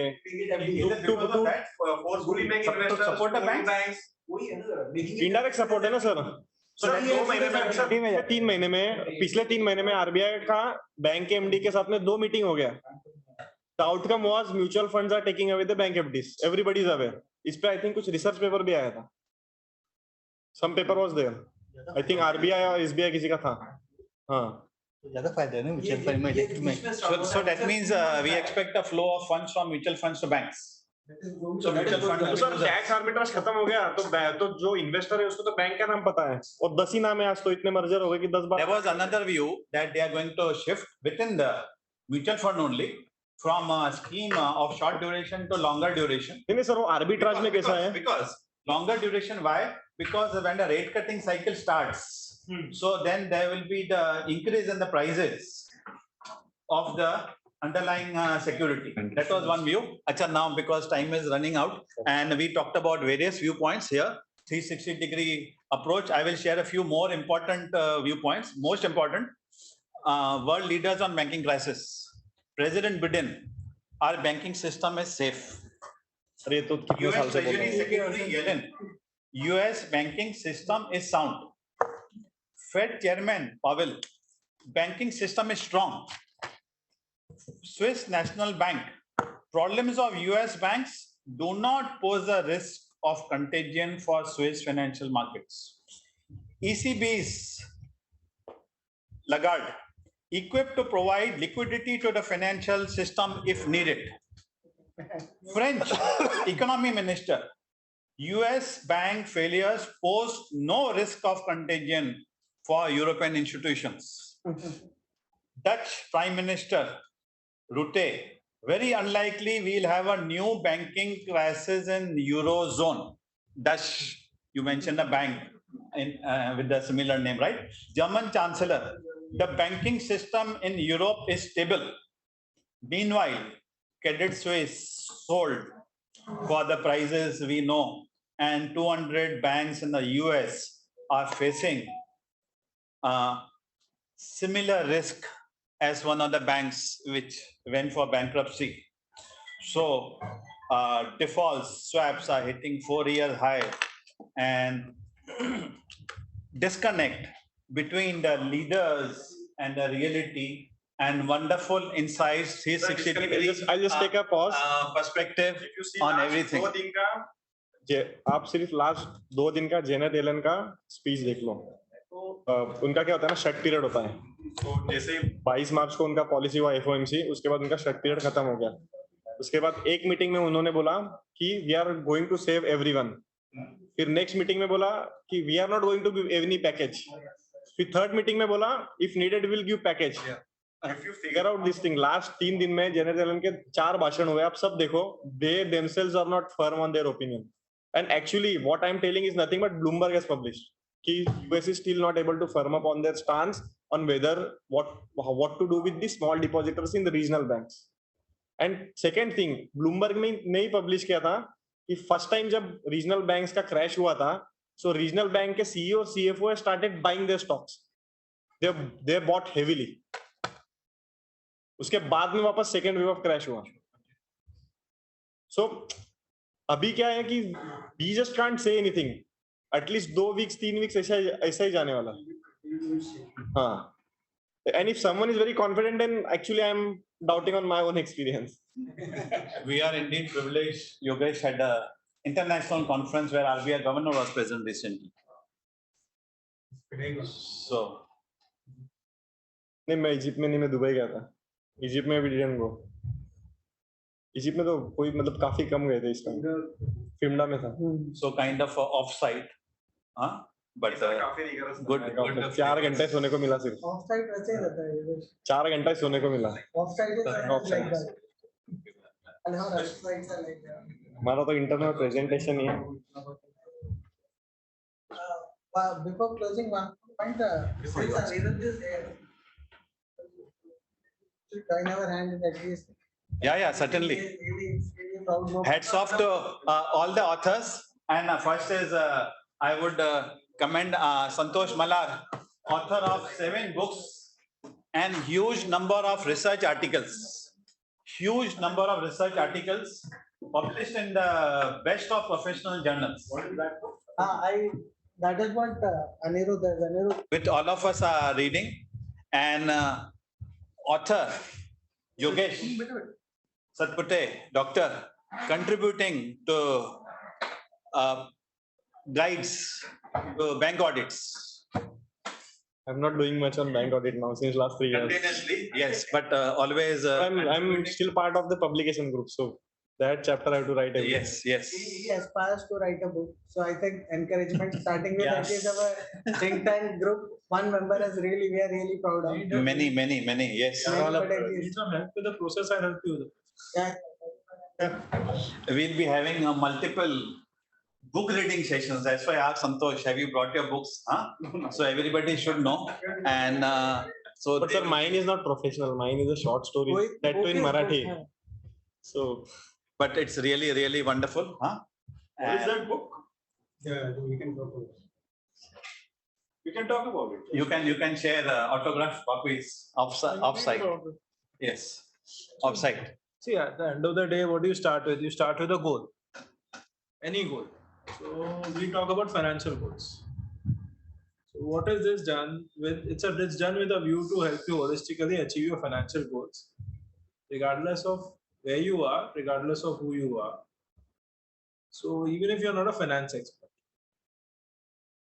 the thing is that let's say if somebody is there who's growing professionally, or somebody who is entrepreneur who is in complex situations, or somebody who is a non-resident who's looking to park his hard-earned money somewhere, or a woman investor who's looking to create and maintain a good life portfolio, then this book is for you. Basically, inflation is the enemy. How do you beat inflation? You create a portfolio which beats it. This contextualizes everything in terms of what we have been done. I've already done it. Okay, na group. Yeah. Yeah, I put on the group. There was a business world article also supporting that in print. So it's about financial planning. It's about wealth management. It's about creating, managing, as well as preserving. Also, try to simplify the process. It's written in very simple language. If somebody wants to have a copy, it's available right now. You'll get author signed a copy. Otherwise, you can anyways order on Amazon at your own cost.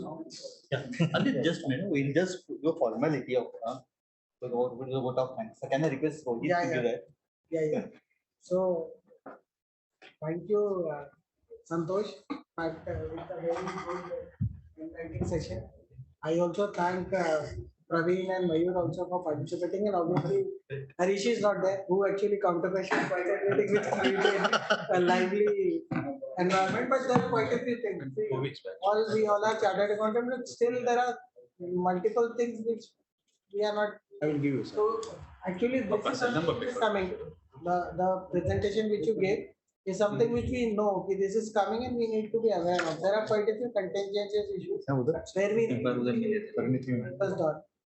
But having said that, we all know one thing is very secure. All our at least accounting profession is going to be there. Be it digital, not digital. These things. Chat GPT. Chat GPT. Accounting profession is there to stay. So on a lighter side, but thank you very much. Really very insightful discussion. It is really so we all on behalf of the study circle, we really thankful to you. Oh, thanks for the opportunity, and it was wonderful to see the participation. Otherwise, I did not expect so much of discussion, but it's always good to have those. I have a number. Actually, he is quite valuable, and how seriously you have taken it, and you discuss about it.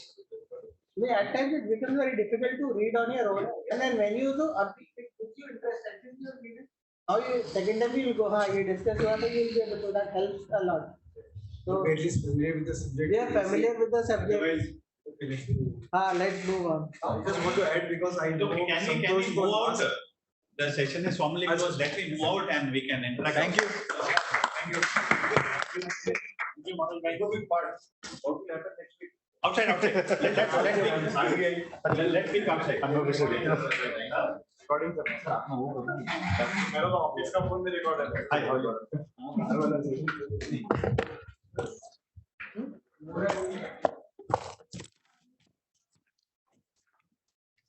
will go through this and give you feedback on